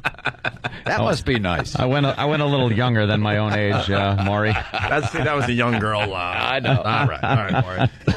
Yeah. We all got ours removed at 5. Yeah. I'm very relieved that Maury came in here with his gray hair because we've been making fun of you. I'm like, dude, your hair is way too dark for your age on TV. Know. But you don't understand. See, my audience, like your audience, is the youngest skewing audience in all of television. So you don't want. So what am I supposed to be, the mountain man? You don't need grandpa out there. Exactly. Maury looks good. So in the summer, when I vacation and we have a home in, believe it or not, Montana. For 10 years. We go away to Montana from June to August. And I come back looking like a mountain man. What do you chop wood and stuff? Do you do all that? Only in the winter. You have people to chop your wood. Yeah, look at Maury. He hasn't had a haircut in 2 months. 2 months. I've had a haircut. Maury's looking relaxed. You can confirm to everybody because there's substantial numbers of people who think I wear a wig. Oh, my God. You got a full head. You got more hair than anyone in this studio. No. Maury's got a nice full head of hair. You look relaxed, too, after being on vacation for a while. It's great. Yeah. What does a Maury do on vacation? I watch my son fish. Yeah. He goes on the lake up there and fishes. I'm not a fisherman, but I try to, try to be interested in what he does. What kind of fish does he go for? He gets lake trout and whitefish and things like that. And he doesn't do that. Well, everybody else does, fly rods with all these, going for the trout in the lakes and the rivers, and the river runs through it. He's out there with this big pole trying to get 38-pound lake trout. You don't get lost in the woods. I was looking at the loons. I was picking berries. Kid learned to drive a car at 12. See, if you have enough property out there, you just just give him the car. He's not going to run into anything anytime soon, right? Better not. I hate fly fishing. I've never done it, but it just looks ridiculous. If you're going to fish, difficult. I do it, but that looks hard. You should fish. But I'm the typical city guy who goes out fly fishing. I have to have somebody else put the fly on. I don't do that. Like going out on a boat and dropping that line straight to the bottom and picking up some dinosaur from the bottom of the ocean. That's what I like. Right. They have that deep sea fishing. Do you know that there are more dinosaur spottings in Montana than any other state? Montana? Yeah. Really? What are you smoking? Oh, you're talking like the fossils. Yeah. Oh, okay. Could have made an old Maury joke there. Right. Only when Maury's on vacation. That's the most dinosaur spotting. I'm teasing, of course. I thought Maury was seeing dinosaurs walking around. What I want to get into immediately. I've heard Cotton Ball is your show. this whole, not just Cotton Ball Man, it's the whole thing. Now, the paternity shows are fantastic. Those things are through the roof. People love them. That's a soap opera in 8 minutes. It's amazing. The angry couple, one accusing the other of being or not being the parent. Right. And then they drag them both out. They argue for a while, and then Maury comes out with the results. Yep. And seals it. That's it. Here is definitive proof. Right. And they freak out. Yeah. The woman, if it's not the father, the woman runs off the stage. Yep. I immediately have to go and console her. Yes. And the guy does flips. Flips dancing. He's dancing around the stage that he's not the dad. And Maury's got to be, it's okay, there. The consoling Maury, but one of the best things on television. In Maury's head, he's doing flips, too, because he's like, oh, man, this is good TV. My ratings. Yeah. But, you know, it's great. But there was one dramatic decision that we made early on, and I don't know why I made it. I don't know the answers. Oh, so you don't even know them until... I don't know the answers until I open up the envelope. That's kind of good. And it's the same thing on cheating. I don't know the answers to that stuff. Have you gotten good at speculating just by looking at the people? It's the pause. Yeah. You know, that moment when I open the envelope and I know, but nobody else does. Have you gotten good, though? Have you gotten Yeah, it's a Jack Benny pause. It's pretty good. you kind of know. You go, I know this guy's the father. I know it.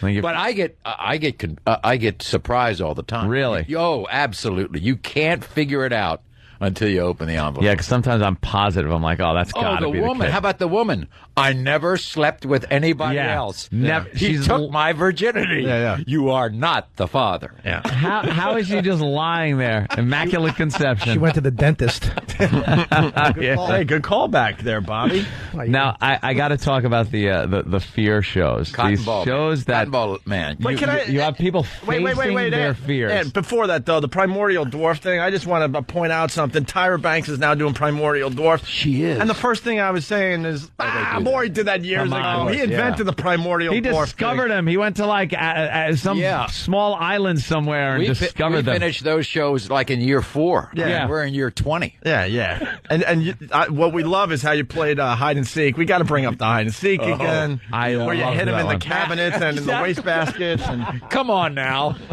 But she wanted to do Tammy? that. Where is she? I'm over here, Maury. Oh, you're in the bookcase. Anthony, you remember that bit. Oh, I loved it. It's one of our favorites. I loved it. She's in the bookcase with all Maury's Emmys.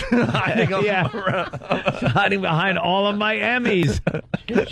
I loved it. Yeah. Oh, and I'm like, no, he put her in a bookcase. That's a long time ago. Oh, yeah, that was a while ago. Well, Tyra thinks she discovered something new. You know, that happened in Opie and Anthony 1, I think. Yes, phase 1. Phase 1. That happened before our first firing. Yeah, that was a while ago.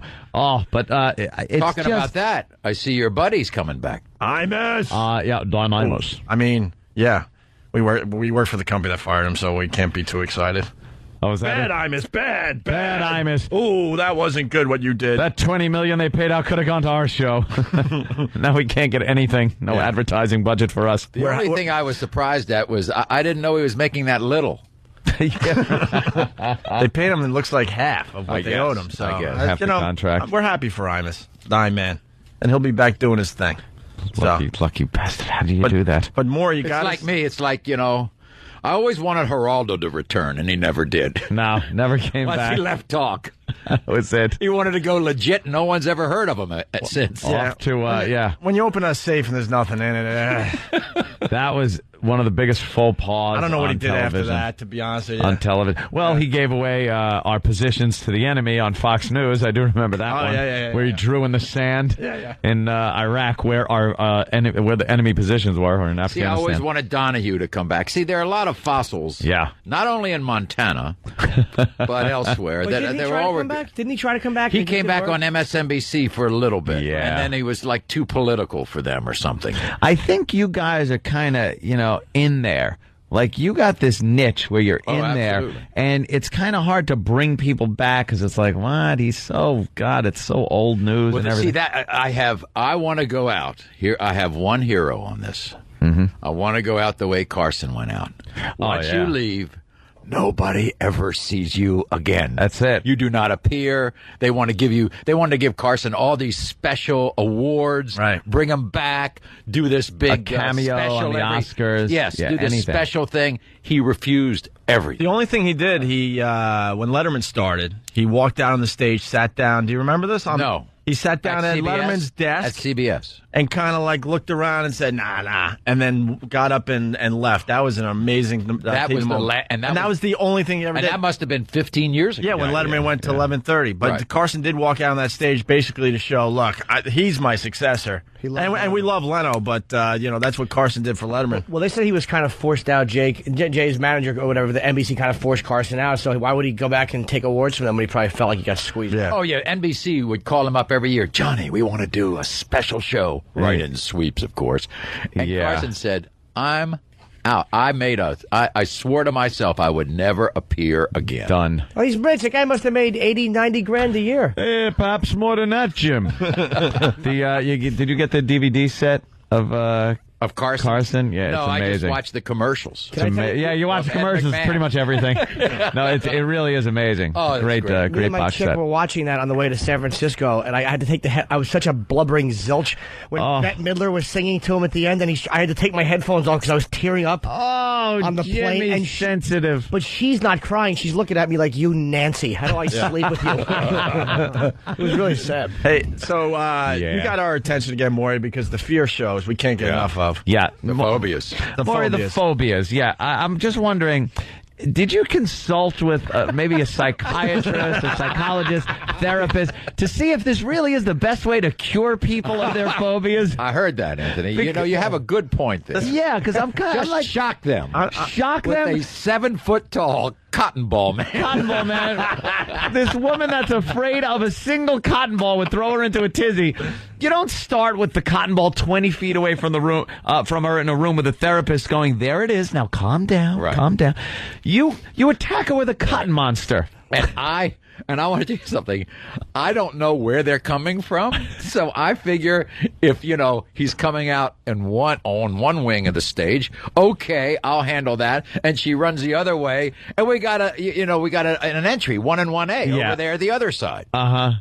And there's another guy dressed up as a cotton ball man. But the best part, Maury, is that you're mocking them. Why am I mocking? You're laughing your ass off. I'm not mocking and you think it's hilarious that they're in there. Could I drag them on the show? No. Haven't they seen other phobia shows? I would think they would. Aren't we just answering these desperate letters? You don't have Very good. Wait, you don't have to laugh so hard. Let me play more. The laughter is killer. Well, but I love it. Come on. Defend yourself here. Let me play the Andrea, who's afraid of birds, and Maury, you just had to bring out one lousy bird. But listen to Maury. Just listen to Maury losing his mind in this clip. We have to have you face your fears, Andrea. Let's bring out the birds. Ominous music. And you go, and your voice changes. Bring out the birds. Bring out the birds. Bring out the birds. It sounds like a guy trying to get to first base on a date. Like, oh, listen, this is what you do. Bring out the birds.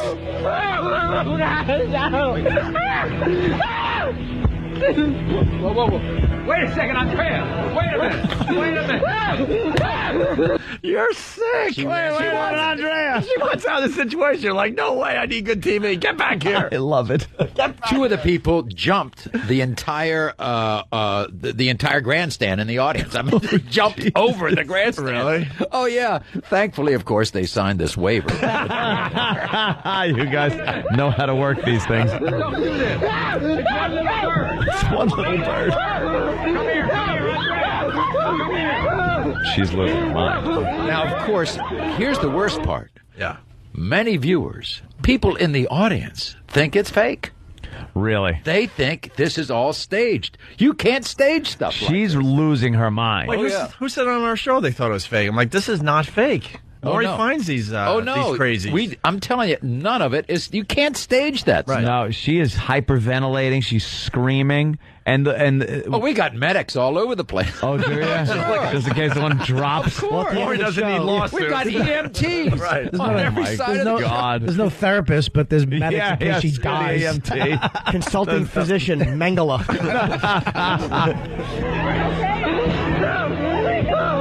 Andrea, one bird. One bird's a pterodactyl. Oh my God! Listen to her. You think she's kidding now? You think she's acting now? I don't think so. I don't think so. I don't think so. I proved myself right. Basically, he wants to say, isn't this great TV? Exactly. I think so. Then, of course, there was the pickle lady, and that showed up on YouTube forever. Yep. Pickle lady, afraid of what you don't pickles. know, the mustard lady, scared of mustard, and not. I'll say this: she did have an everyman attitude. It was French's mustard she was afraid of. Wow, not Grey Poupon. Not afraid of Grey Poupon, just French's mustard. And of course, we bring out this breaking tray. we have Mustard Man, in a squeeze bottle. No, we don't. No. You should have done a little Nickelodeon thing and just drop the mustard from the sky on the poor person. Well, why was she afraid of it? What was the reasoning behind it? Did she give a reason? It was the color. It was the color of mustard got her. And she didn't like, when you take the squeeze bottles and the sound it makes when you push it on a hot dog or something like that. It just sounds like a fart. Yeah, sure. So anyway, that was Mustard Lady was big. We got the pickle audio. Pickle, oh God. Mariah describes her fear of pickles.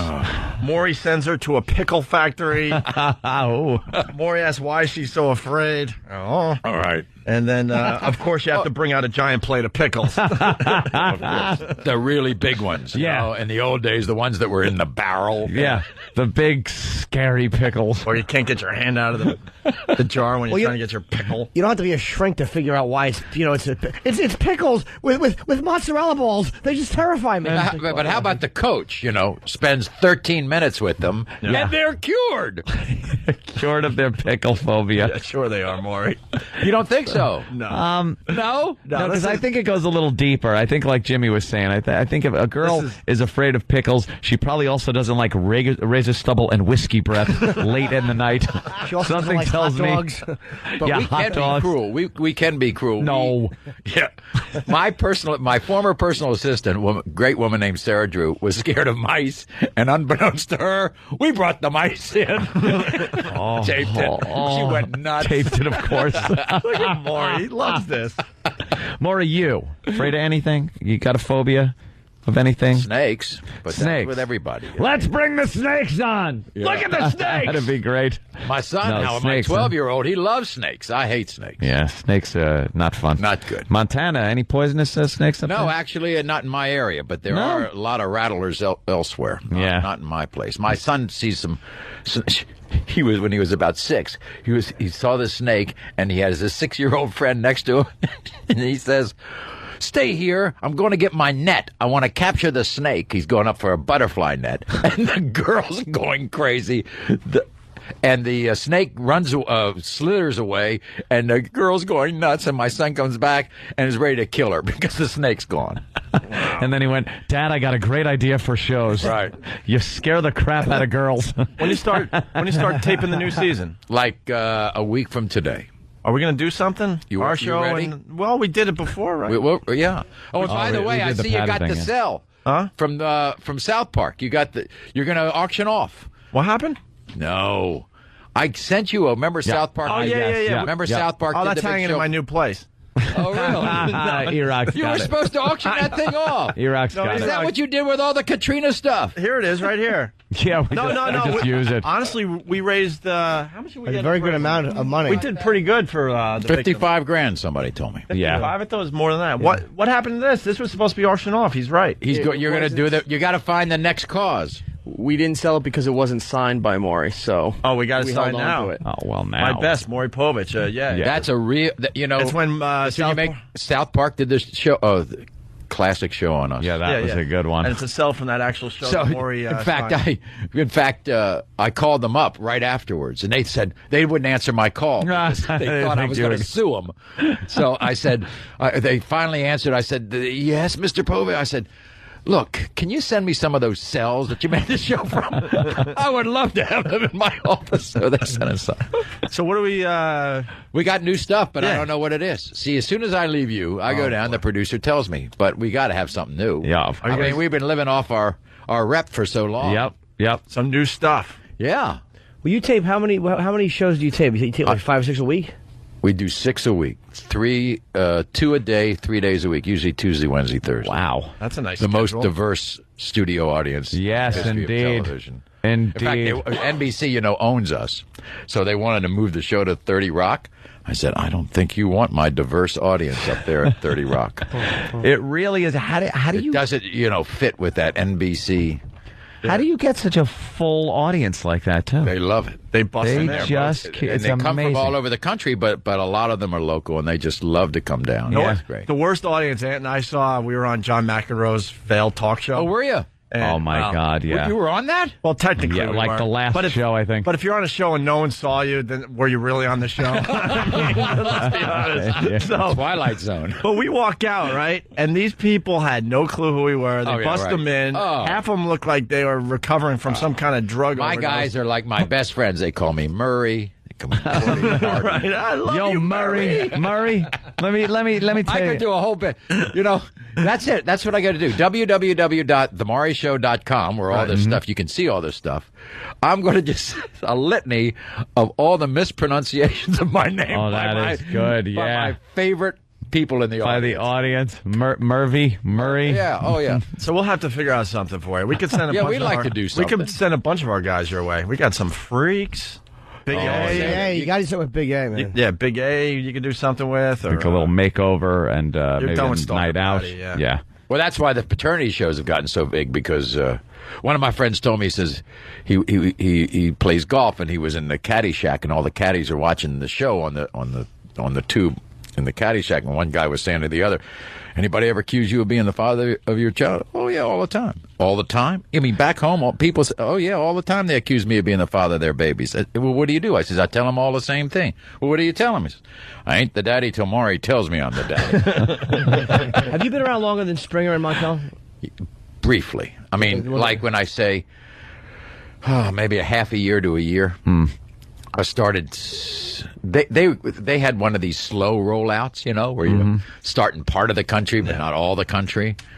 And that happened the same year that I went full blast. It was 17, 18 years ago. Wow. You did all the gossip shows, too. The Current Affair. Current Affair, of course. Yeah. That was... You started all that. Yeah. You remember the first Maury show, what It the was subject really matter bad. was? It was really bad. Was it? Yeah. Really? It was just so boring. You got to kind of get into, and feel where the show has to go.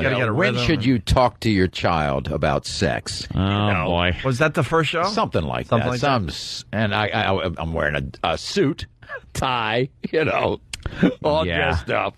The Tom Brokaw view of Well, Tom. yeah. Oh, Jesus. You also do the shows where the teens gone wild. They're where they are just out of control teens. You don't know me. You don't know me. They're backstage. I love the backstage camera where they're just mouthing off to the camera, showing how hot they are. Right. Then I bring out D. West. Yeah. And he just talks all kinds of crap to him.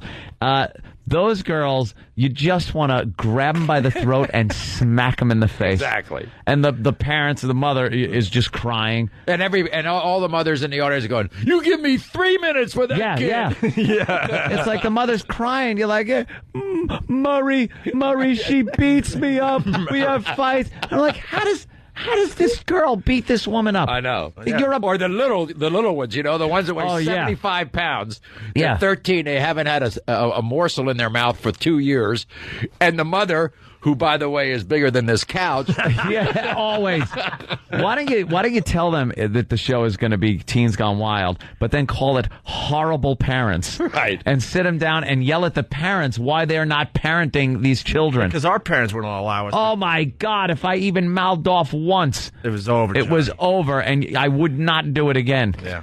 I don't understand how they sit there crying, going, she won't. And then the kid comes out, yells at the audience, and the audience yells back, and then starts yelling at the mother. Right. And the mother cries, see, Mikey, she just yells at me all the time. Murphy. Listen, we got to take a break. All right. We got Rob Zombie here as well. Yeah. I mean, you could hang Maury. What do you want to do? I got to go. Maury's I a gotta get my hair man.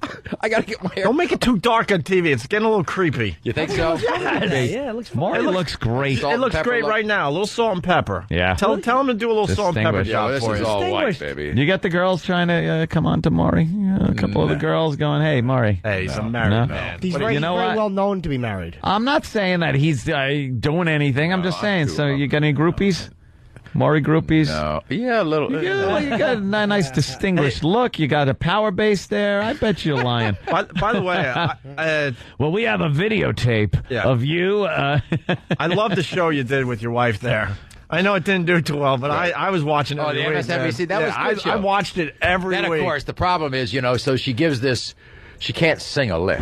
Oh, my God, I remember that. We haven't talked to Maury since then. Remember that? Yeah. The song that she sang at the end. To say goodbye. Oh, yeah. Thanks for the memories. It was too brief, the song, though. It was too brief? She did the Baker Boys. She did the fabulous Baker Boys falling off the piano. Oh, yeah. And everybody thought that she had, imploded. Yeah. That she had gone nuts. Exactly. And they start writing these stories about what has happened to Connie Chung. Well, I would call people to watch the show on when was it on the weekend or something, right? It was on the weekend, and I'm like, Sunday. Come here. I don't think they know they're on TV. You gotta watch this. That was pretty much the gist of the show. It was like, do they I don't realize think people they know are watching this? So finally, everybody goes crazy. Right.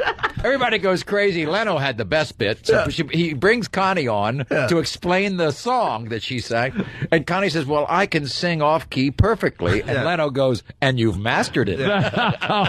You guys both have a great sense of humor. Yeah, well, we had a lot of fun. And you can tell you guys have a really nice relationship, but it was fun to watch. It was great. Well, that's what happens when people that are, legitimate news people for so many years show that they're human and have a sense of humor. Right. All of a sudden, it's like they're off their rockers. Of course. They've lost their minds. They have no sense. You can't show that emotion. Was there ever a weird thing? This is because she is a very legitimate, quote unquote, journalist. Was there ever a time where she said, "Look, what are you doing? I'm an anchor. You can't Why are you dragging me into your world?" She would look at me funny sometimes. And don't take me down this road. But it was never anything weird like no. Hey, we're running really late. Thanks, guys. Maury, we can hang with you all morning. Thanks so much. Let's do this. Let's do a home and home. Great, man. All right, absolutely. We'll do a thing. See you all. We'll throw some ideas by you. See what you would check your, as my PR people would say, check your local listings. Local the listings. Maury Show. Some big markets they're on 3 times a day, just like Opie and Anthony on XM Radio. Yeah, all right, it's Maury Povich, everyone. Maury, Rob thanks, Zombie man. next. It's Opie and Anthony. Moving right along on this fine Whip 'em Out Wednesday. It's the Opie and Anthony Show. Greetings. RobertKellyLive.com. Bob Kelly in studio. Rob Zombie making his way into studio. Tracy leaving the studio. I can't even look at her. You were a mess. I don't know. She just does it for me. And by the way, she said there are 38 C's because someone said she had 38 double D's or something like that. Double D. 36 double D and obnoxious. it's 38 full C. She could have one that's an A and one that's a double E, and I'd still like her. Yeah. Rob Zombie, everybody. Hi, Rob. Hello, Rob. We haven't talked to you in many, many years. We go way back. We used to talk to you when we were at WAF, but I don't think I don't think you would remember yes, that. I do. And then we talked to you when we were doing afternoons for a while. Yeah, it was a while ago though. Yeah, Man. right. God. We've had a few screw ups since then. Been around, but Shuffled around. Always land on our feet. I'm very jealous of his friendship with Tom Papa. Tom's a Really? comedian. You Yeah. are? Oh, it makes me sick. I want to wreck it because Tom's like the cleanest cut comic. He's like, he tours with Seinfeld. He's like a Letterman guy, and him and Zombie are really close, and it really bugs me. How he did has, that like, a happen? How did rock you star friend. meet Tom Papa? I don't know, but everyone keeps asking me that. That was like a big topic yesterday, too. Like, how would you know Tom Papa? And it's a simple. I couldn't even remember how I knew Tom Papa because I was kind of thinking, like, why do I know Tom Papa? You're saying the same thing. Why would I hang out with this guy? But I remember we went. We both flew across country to this. Not together, but we ended up at this wedding together that was so boring that we just started talking, and we just sort of bonded over the misery of being at this wedding, and then It's all it takes sometimes. He's a funny guy. Jimmy. Yeah, he's a really good comic. I like but funny guys. It bothers me that somebody I'm friends with is friends with a rock star that I like. Well, Jimmy, you being a comic also, you would think that you would have friends like that. You have like Sully from Godsmack. Yes. Is a friend of yours. Yes, he is. Ozzy Osbourne. has no idea I'm alive. You know. Now Sully's all insulted. You said you don't know any rock stars, so he's like... No, Sully, I'm an Ozzy fan, and I watched him the other night. He did perform at the top of the Hard Rock, and me and Florentine stood for an hour and 20 minutes and waited for him to come out the side door. Really? Like, what's wrong with me? You already like a kid. I know. You already have pictures with You him. have every single thing you could possibly have of Ozzy. There's nothing, Rob, we got to explain. He has to get pictures with everybody that's famous, and Ozzy especially. He's like an Uber fan.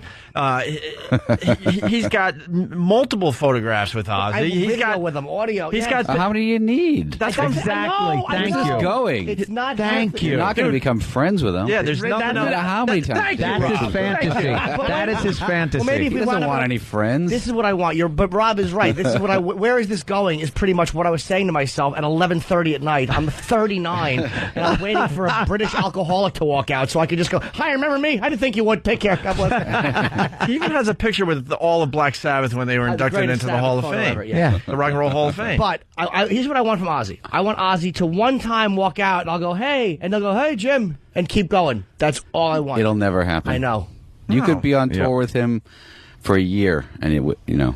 No, he just won't remember. No, it's just how it You've is. given him a new hope, though. He's hoping someday it's like, Jimmy, isn't this a boring wedding? It's so boring. And it's mine. Yeah, I'm right. You're a whore. Sit down, Oz. Then Tom Papa will come in and C-block you from him, too. I mean, I don't know. Maybe Tom Papa, you know, he'll hang out with you. Yeah, he'll hook you up. Hey, you dude, I'm also, this is another thing makes me very jealous and sick, is that you get to work with Malcolm McDowell, who's one of, my all-time idols, obviously. From You get it bad, don't you? I'm just an envious little like fanboy. Did you, who does he play? Does Malcolm McDowell play the Donald Pleasance part? Yeah, he plays Dr. Oh, Loomis. wow.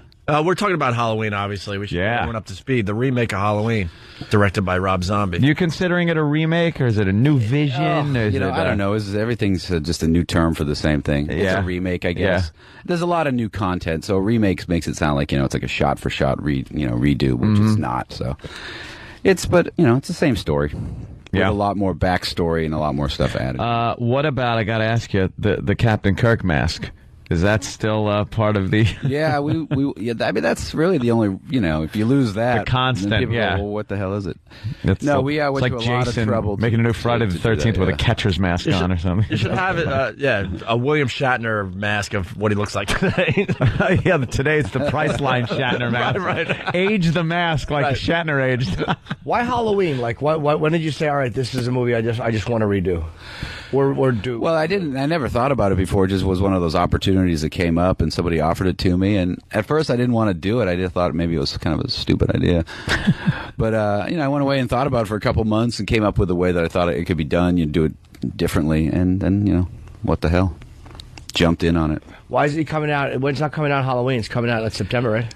Yeah, I don't know. August 31st? August 31st it comes out. I mean, I don't know. That's fine with me. If you come out... I think that's smart, because then you'll get another little boost at the box office right around Halloween. If it came out on Halloween by November 1st, everybody's like, I'm over it. Yeah, you're done with Halloween. Yeah, you're sick of it. Yeah. I always thought that it was stupid to have these movies come out right a couple days before Halloween. Well, that's why every Christmas movie comes out in November, because if it came out on Christmas, the next day... Once Christmas is over, it's over, Nobody's going to see the Santa Claus It's the 3. build-up to the holiday, I guess. It's December 26th. All right, good. Well, it shows you that I've been in show business for 17 years, and I know nothing. Why not just release it on the same night? All the kids will go. Explains the Ozzy scenario. Is it the same music? Is the same music in it? The same theme? Some of it, yeah. Yeah. Well, we took the same, music and redid it a little bit, so it's a little different, but it's pretty rocked close it up a little bit. Not really, because whenever we tried to jazz it up or anything, it sounded kind of like cheesy. Oh, really? It's so simple and so perfect that when you kind of like try to... It's like the Jaws overdo it. Yeah, when you overdo it, you go like, why are they ruining something that's perfect? So we kind of left it the same, and then we tried to do other new cues that's, had the same vibe. Did you do any cameos? You get any Jamie Lee Curtis face in there or anything? No. Playing the teacher or something? I love when they do that. I didn't want to do that. Good. It breaks the reality. You're watching the movie, then you go, oh, why did they? I don't need that. Awful movie that I thought was awful, the remake of Lost in Space. Which was just horrible. And they had a cameo of everyone that was still alive from Lost in Space. And it just takes you right out of it.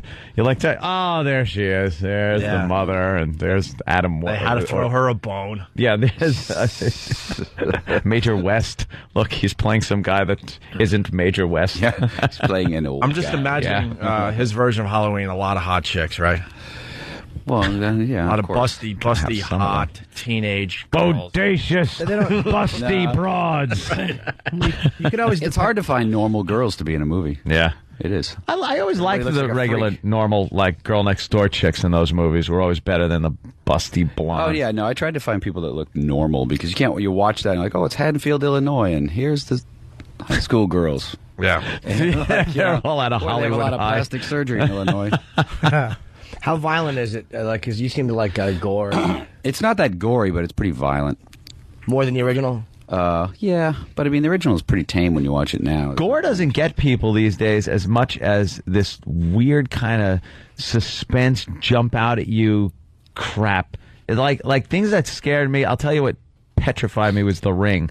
Yeah. Either the original Japanese version or even the remake American version. That kind of crap that like just comes out at you, or that old time black and white weird movement. Yeah, I mean, gore is not scary. No, and if it's too much, it's laughable. Yeah, people start laughing. Yeah. No, I kept that to a minimum, and I just kind of want it to be real. So it's just the actors selling the scares and the suspense. Yeah. Also, you don't want to see the monster too much. When you start seeing the monster too much in a movie, it takes you out. You're like, you want to be surprised when he's just jumping. That was the best part about Halloween, though. You'd see him walk by a window real fast, and then you wouldn't see him for 2 minutes. Yeah. And you forgot that he walked by a window. She didn't see him, and then all of a sudden he's right behind her with that mask. Oh my god! And he never ran, but he caught everybody. It was like Michael Myers is the slowest walker ever. He's like, and all of a sudden she's running, and then 5 minutes later he's right there with that stupid tilted head. He was horrifying. That's he knows all the shortcuts. Yeah, that's he's a speed walker. That creepy outfit. Yeah. What scariest film you've ever seen, would you have to say? Scariest film? I always thought Jaws was the scariest movie I ever saw. That was the only time I ever remember being scared. But I was also in third grade, so. The Exorcist didn't scare you? My girlfriend saw that recently with me. She'd never seen it. And then she's like, no, it was good, but it wasn't scary. I'm like, nobody ever thinks anything's scary. It's annoying. Yeah. I'll fess up to being petrified at a lot of movies. I can't even take, like, ads on TV. It's late at night. It's dark. I'm like thumbing through the channels, and then that stupid The Grudge ad came on, and I was like, "Goddamn little kids!" And those two girls in The Shining. Every time, I cannot look at them way down the hall. That Kubrick shot of them way down the hall. Come play with us, Danny. Whoa! I can't look. The first half of The Shining is just scary as all hell. Yeah. Well, so's the second half. Huh? Well, the second half is scary. Second half's more funny. Grady and him in that bathroom scene is a scream. Your son is attempting to bring an outside party into this situation. I thought the first half was really scary because of the whole transformation of his character. And then he was what he was for the second half, like a complete lunatic.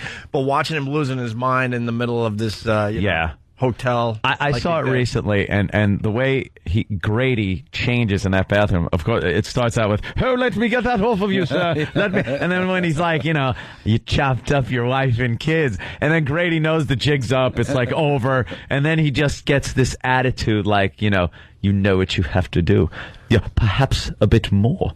Needs a talking to. I like a talking to, or perhaps a bit more. Either have a chat or chop him into pieces. And the beautiful thing is that Nicholson catches him. He goes, no, you chopped your wife and daughter up, and then you blew your brains out. Like, aha. Yeah. Gotcha. Like Grady's going to go, you're right, I did commit suicide. Let me get the avocado off the jacket. Thanks for mentioning it. That was one of the classics. Hey, we should change gears slightly here. You know how we were talking about Ozzy with Jimmy Norton? Like he's an uber fan of Ozzy. Yep. We have an uber fan of Rob Zombie in this room right now. And you met him. Oh, yeah. It's the same thing that you were saying about Jimmy. It's not even a joke. But you don't have an Ozzy tattoo, do you? No. This guy has been freaking out about this. This is Sam, our own. And hello. Yes. Again. And think how he was panicking because my girlfriend had a gallbladder surgery last night, so I was calling up everybody going, look, I might not make it into the show, and when I don't make it into the show, we usually don't do the show because it's kind of awkward and stuff, so this show was almost going to be canceled, and his little heart was going to break if he didn't get to meet you or see you here today. It doesn't we met before. Yeah. We met at Comic-Con, and I remember. Oh, look at that. Hey. Unlike the Ozzy scenario. Yeah, Oh, Jimmy. Hello, Jim. Well, it doesn't get any. Hello, Jim. And then there's someone he knows named Jim behind you. Exactly. Not you. And Sam's not. Move, you're blocking Jim. Yeah, Jim, get this little guy out of the way. In Sam's eyes, though, it doesn't get any bigger than you, Rob. Yep. It's true. Right? There's no one bigger in your mind. What about Vince McMahon? Yeah, Vince? That's Rob true. Zombie beats Vince McMahon. Wow. It's true. I don't have a Vince McMahon tattoo. Tattoo. Oh, Today's the one day you don't have a zombie shirt on. He wears zombie It's shirts true. every day. I went through my whole closet. Have we seen Rob this? Zombie You don't want to shirt. overdo it. Have we seen his tattoo? Let me see your tattoo. I've never seen it. Where is it? He has to take his On my pants arm. off. Your I don't wanna see arm? it. Yeah. That twig? That's the. You're hiding it behind the mics. Look at that. Do you know what that reminds me of? When Bart Simpson got a tattoo. Yeah. And it was inappropriate because it was a child. But what was they- Bart's tattoo?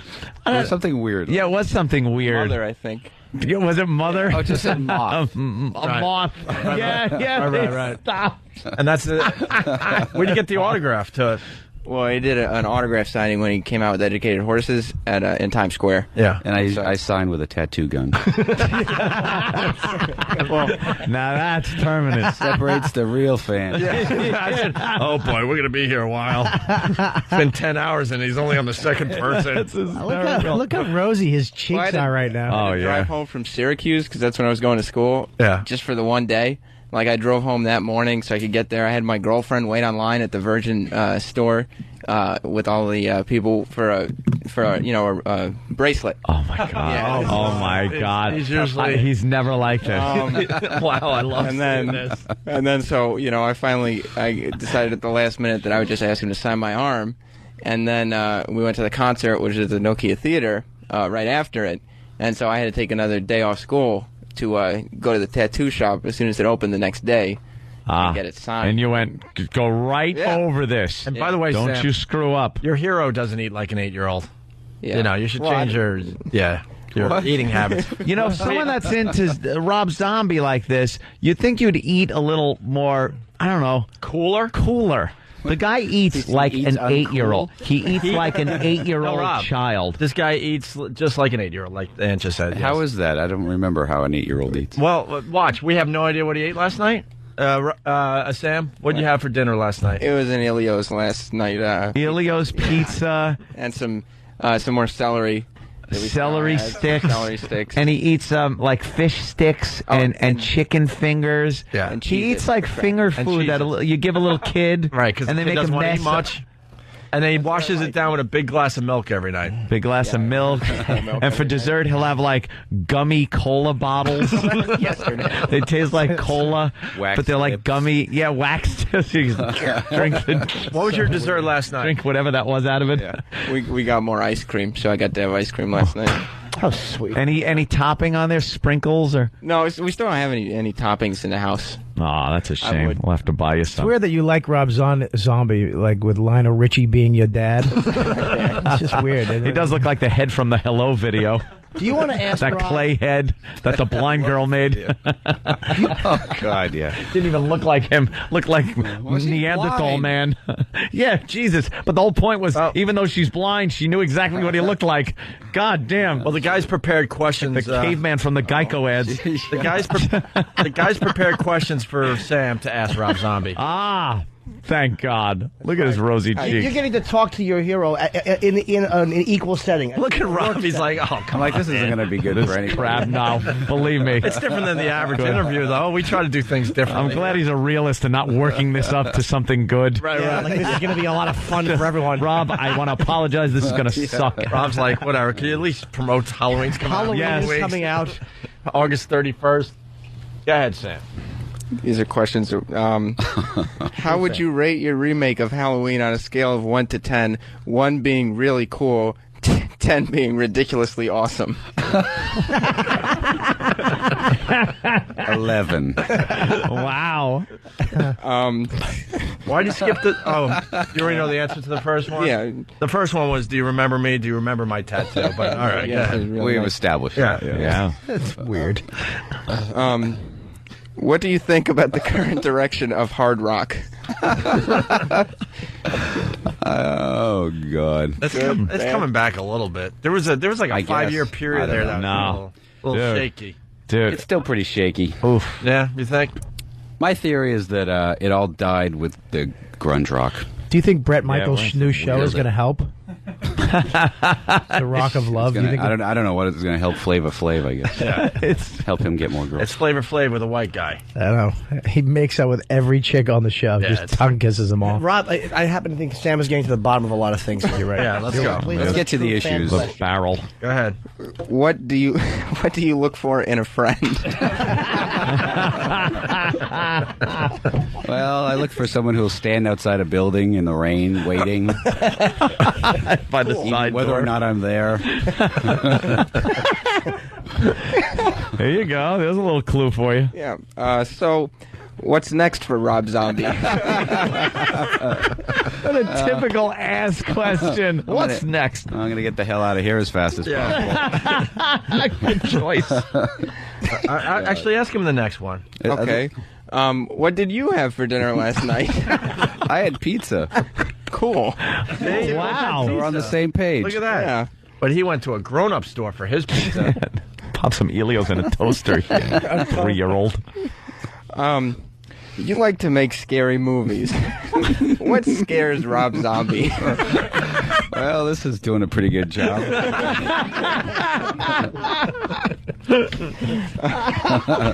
I want an honest answer. That small desk that separates everyone.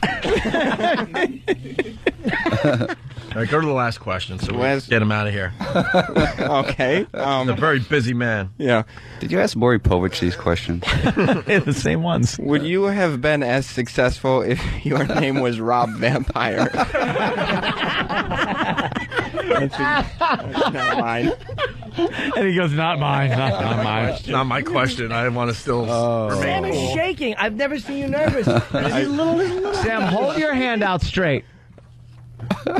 Oh, my. Oh, wow. Wow. You are a mess. I tried to take when I went to Comic-Con in the press room, I tried to take a picture with my iPhone, but it's hardly, you can't even tell because it's completely blurred. Oh, we'll get a real picture hopefully for you. Luckily my girlfriend was there with a real You're doing camera. some kind of tapping thing with your leg, too, I'm noticing. This is my one, I told Thin, this is my one vulnerability. This is it. That's his weakness. He's holding on to the counter. You are his Yeah. kryptonite. Yeah. Walk out from there. Because you're...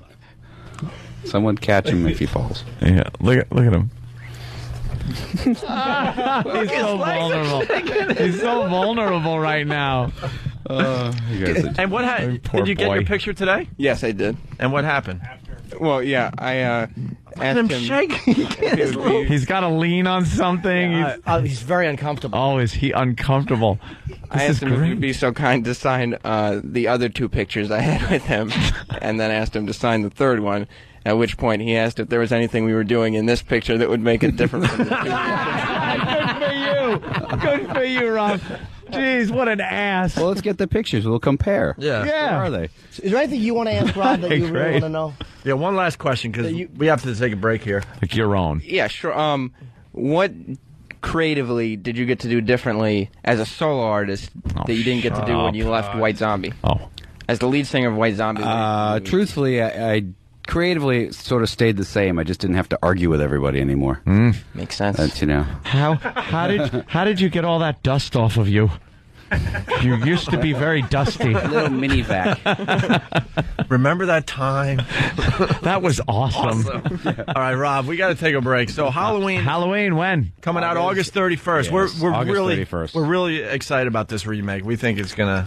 What I'm hearing, it's going to be just a smash. So I'm very happy Malcolm McDowell's in it too. That's a great choice. Awesome. Yeah, you should get An Malcolm. 11. I'd love to, but he's not here when we're here. He's here when we're off. Anything else? Anything else you want to say? Websites? Anything? You need The only thing I get actually, the reason I know Tom Wopat is we did this animated movie together. Did Tom ever mention that? Yeah. Which it made me also sick. They were collaborating creatively. Oh, that's right. I remember him. He was so upset about it. He told me about this. No, it's called The Haunted World of El Superbeasto, and Tom Wopat plays El Superbeasto, the alcoholic hero, and Paul Giamatti plays the villain. Wow. Tom Wopat is he's best friends with Seinfeld. Oh, he just falls right into it, doesn't he? he? Falls into this. You know what? I have to like kiss ass for months. To People even be still hate you. Friends with Colin Quinn, and he's a loser. Who hangs with Clint Eastwood that you guys know? Tom Papa. Tom Papa. Are you kidding me? No, What's Clint this Eastwood, guy doing? Clint Eastwood loves Tom so much that he has him do private parties. Yeah. He flies him out for private parties, and they walk around. Oh no, trust me, I've heard the Clint Eastwood stories. Yeah, What the hell is he doing? Clint Eastwood walks around Clint making dinner together. Yeah, they walk around the ranch together, and Clint just tells Tom how funny he is and stuff. I know Clint Eastwood and Rob Zombie. My head's huge. An interesting guy. He's a very funny comedian. But he's not offensive, so Right. I guess that's must be it. I love Tom All right, Papa. we got to take a break, Rob. It's always a pleasure. Good to Rob see you. Zombie. The movie comes out August 31st. Yep. Halloween, we're all going to go see that. Word. All right. More to come. It's Opie and Anthony. You're checking out Opie and Anthony. Here's something for the people that just sat through the commercials. We got a pair of tickets to the Virus Tour at the PNC Bank Arts Center on Saturday, August 25th, featuring pretty much everyone that's in studio and another 4 or 5 guys, courtesy of Blades of Glory on DVD, in stores everywhere, Tuesday, August 28th. We'll take a random caller for the tickets. If you're in the New York, New Jersey area, I think even if you're in Philly, you would drive up for this one. Phone number 877-212-O&A if you want these tickets. We'll give them out to a random caller. There you go, Stan. All right, Louis C.K. in studio. Good morning. Yeah, we just kind of invited a bunch of guys in because we thought Anthony wasn't going to make it in today. And we were just going to come in and just screw around, but Anthony... Yeah. I'm a trooper. We talked about Phil Rizzuto's death. The scooter. You know how old he was? I mean, we all remember him calling Yankee games, right? Here in the New York area? Yes. How old was he? Well, he was 90 when he died, but this is how long he was, calling baseball games. Listen to this. Waiting to see if Maris is going to hit number 61. Here's the windup. Fastball hit deep to right. Could be it. Way back there. Oh, Did a holy cow for Maris's 61st home run. That was a good call. That He is was a good- old. That was a good home run call. And then this really fast before we move on from CW. Rizzuto was an entertainer calling Yankee games, reading birthday greetings and speaking about anything during the action. high flying. While it's in the air, happy birthday to Daphne Lapizan. The young Greek boy back there, George Plattis from Sheepshead Bay. He wants to say hello to the boys at Castle Harbor, where he's, that's going to be up the alley for extra bases. No, why don't I shut up?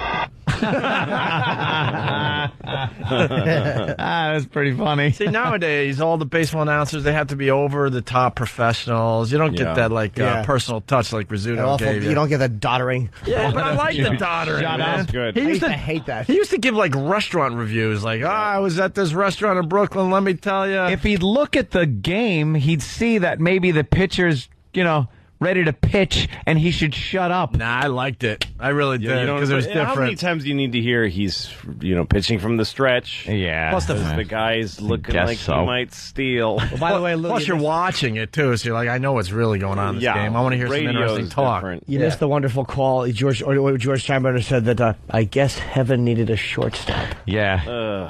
I think Kevin would pick a better shortstop. They just kill Alex Rodriguez or something. See?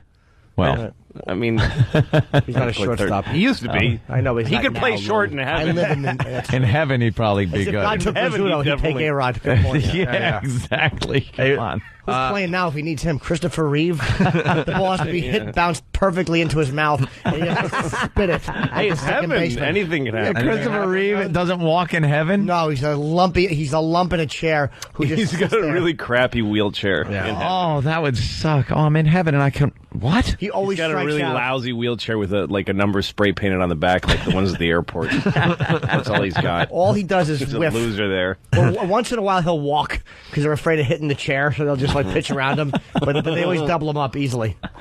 Easily. Hey, before we leave this part of the show, we should get into that Michael Vick lawsuit. This guy is insane. And I don't know. I don't even know why this made the papers, but some guy is suing Michael Vick for 63 billion. Well,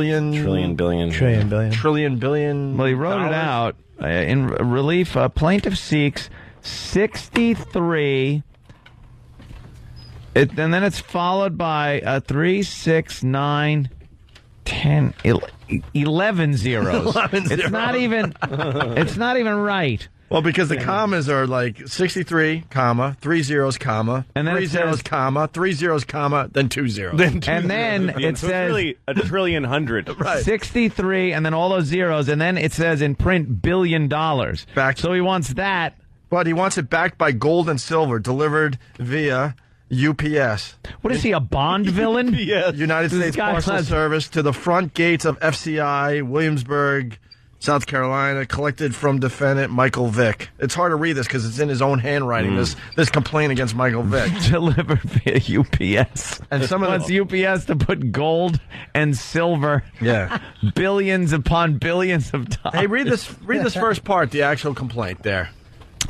This suit is a Bivens action and civil rights violation by the Constitution, a laws of the United States, and federal tort claims inflicted by that included but not limited to injury to wildlife, conspiracy, illegal dogfighting, extortion, racketeering, gambling, copyright infringement, identity theft, fraud, threats to commit violent acts, brutality, and tax fraud. And always throw that tax fraud in there if you got a lawsuit. Just in case you can get them. Pay taxes on the all that you just did. And then violated under the 1st, 2nd, 4th, 5th, 6th, 8th, and 14th Amendment of the Constitution. For relief, plaintiff seeks 63, whatever this total is. The Second Amendment? He went 1st, 2nd, 4th, 5th, 6th, 8th, and 14th Amendments. Wait, the Fifth Amendment? Isn't that your right to not self-incriminate yourself? And the Second Amendment, First Amendment is freedom of speech. First Amendment is speech. Second Amendment. Second Amendment is guns. Yes. Like the right to bear arms. Yeah. Third Amendment is the right to paint your scrotum any color you wish. It is, oddly, it is. He's just willy-nilly throwing in the amendments. Right to rape, which people have totally neglected. Yeah. You know, well, people are interpreting it different now, thinking the forefathers weren't into that. But they were. Of course they were. By the way, how funny it would be if Michael Vick decided to settle out of court for $58,000 trillion. Calling up UPS. How much does the package weigh? 8 billion tons. It's gold. You got to read some of this. Michael Vick is a quarterback for the Atlanta Falcons. On April 20th, Mr. Vick stole 2 white mixed pit bull dogs from my residence in Holiday, Florida, and used them for dog fighting throughout the Richmond area. Mr. Vick damaged my RFID chips in my dog's collars, so will not be able to track them. These 2 dogs were used for fighting on April 23rd, 24th, and 26th. On April 28th, Mr. Vick sold my dogs on eBay on an eBay auction. Oh, this is great. And used the proceeds to purchase missiles from the Iran government. Oh, you had me until then. Yeah, it was sounding like, okay, dude, this is all over the papers today, by the way. Amazing how you could just. Who wants to read number 2 there? I read it? Oh, I like to read. All right. Publicly. Yes. I was a good reader in church. Michael Vick continued to harass me on May 4th, 2007, by stealing my identity from my coat. From my coat. He left his identity in his coat? My identity was used to open new store account cards, to PetSmart and Doggy Warehouse to purchase food from Mr. Vick's illegal dog fighting operation. Wow. How did he have time to rush for that many yards last night? Well, why wasn't he working on these missiles? Now, this is what I wanted to know. Where did the copyright violations come in? Yeah. Apparently, here's his number 3. Michael Vick violated my copyright laws by using my copyright name on his personal football outfit and casual clothing without paying before use. Yeah. This conspiracy started January 10th, 2001 until the day this suit was written. Mr. Vick uses my name to sell T-shirts, Jonathan Lee Rich's mugs, Mr. Rich's hats. All right. Where did this come from? Like, where does he think? It's coming from, a spaceship. That's what this is coming from. Can I just read what's at the very bottom of the whole thing? Yeah. Oh, yeah. Due to restrictions on typewriters, this suit was handwritten. Restrictions on typewriters. Yeah, the restrictions are there's no longer any typewriters out there. My mommy won't let me use the typewriters. Is he a convict? Go with 4. I don't know. He's a convict. Four is the big get here. 4 is great. On February 10th, 2007, Michael Vick plead allegiance to Al Qaeda. Pled his allegiance to Al Qaeda. Excuse me. Michael Vick subjected me to microwave testing. The old microwave testing. Yeah, this guy was wearing a tinfoil hat for sure. Michael Vick used drugs in school zones. That's a biggie. That's very illegal. And Michael Vick is in the business of illegal steroids. Oh, everyone's all these pile hot on. topics. Not What sure would be that better- He's the victim of that. But What would be better if this was all true? All true. Every word of it. Every if bit Michael of it. Vick Al made a Qaeda. statement today, conceding all of these points. Look, I absolutely did all this. Hey, I gotta get your attention here. Someone is telling us on the instant feedback on the copyright thing. Look at the beginning of the suit, the first paragraph. He has his name written with a copyright mark after it. Yes, there is a And little his C. signature, his signature too at the bottom is Yes. He's got he's copywritten his name. All right, and then what's the last one here? Plaintiff praised this court to give relief on these issues. Yes. And then plaintiff, go ahead. Plaintiff prays this court will issue a temporary restraining order against Michael Vick so he can no longer sell my copyrighted material. Michael Vick can't steal any more of my animals, dogs, in parentheses, For dog fighting. As opposed to a cockatoo that he would steal for dog fighting. This guy's a silly goose. Michael Vick has to stop physically hurting my feelings and dashing my hopes. He has dashed his hopes. And then he signs his name with the copyright thing. Respectfully submitted. Yeah. Douglas Niedermeyer. Yeah. And then he got the copyright after his signature there. Jonathan Lee Riches, copywritten. Physically hurting my feelings. And then it True, I have says, dashed the hopes of one Jonathan Lee Riches on several occasions, and I'm sorry for that. I think that. and then it does say Jonathan Lee Riches, copywritten. And then if you notice, number 40948-018, FCI, Federal Correctional Institution in Williamsburg. So, yes, he is Why not? in prison. I got to say, I don't think that this lawsuit is really well grounded. I think it's probably. You know what, though? He was able to file it. It's filed and has to somehow be dealt with by the court. Whether it's just a 2-second reading. To write If I Did It of all these charges, like a book of If I did it. Now, I would have microwave tested by putting the sensors in his attic where he would never see them. If I did it. If I did be it. allowed. We got our music. I got a heart on. We got to step out. Oh. Hey, RobertKellyLive.com. What do you got? What do you got? What do you got? I got the Comedy Central Presents taping August 24th at 6 o'clock. Go to my MySpace, click on the link, and get free tickets if you want to go. Louis C.K., what do you got? What do you got? What do you got? It's chewed up my tour all over the country. Go to MySpace and please buy my DVD, Shameless. And go to YouTube and check out your hilarious video. Clips. Jimmy, what do you got? What do you got? What do you got? I want someone to send me a photo. There's a billboard of me on the Jersey Turnpike between exits 14 and 15, I think northbound. Please send me a photo of it. Bill Burr called me. I've not seen it yet. A lot of people calling every day. They're seeing it every morning, yeah. I apologize, but I am going to have to miss the second portion of the program. What? I have to go pick up my gal. What's going on? Where is She's she? going home. Right away? Yeah. Well, it takes me an hour to get there. But she's ready to go right now. And then they Just have the check out. surgery. That's pretty crazy. Yeah. Can I use your kazoo? No. Make sure the kazoo and all my things that my mouth goes on gets sterilized and packed away like they usually do. How about this, baby? Oh, you keep that filthy dirty, Jim. I love it that way. It smells like mushrooms. Wink, wink.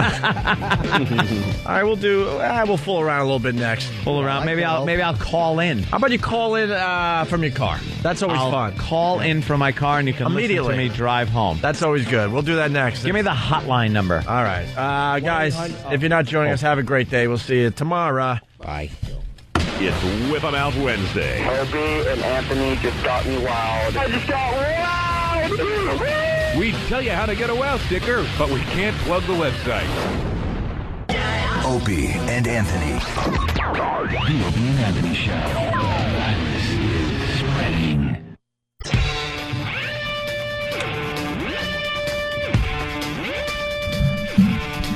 It's Opie. It's Anthony, maybe in a car soon. It's Jim Norton. It's Louis C.K.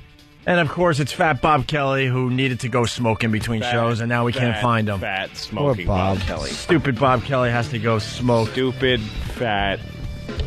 And possibly jerk off because we brought Tracy in, the new PD, and he lost his mind. He turned into, what, a 15-year-old? Yeah. Oh, the one with the girl with the shorts?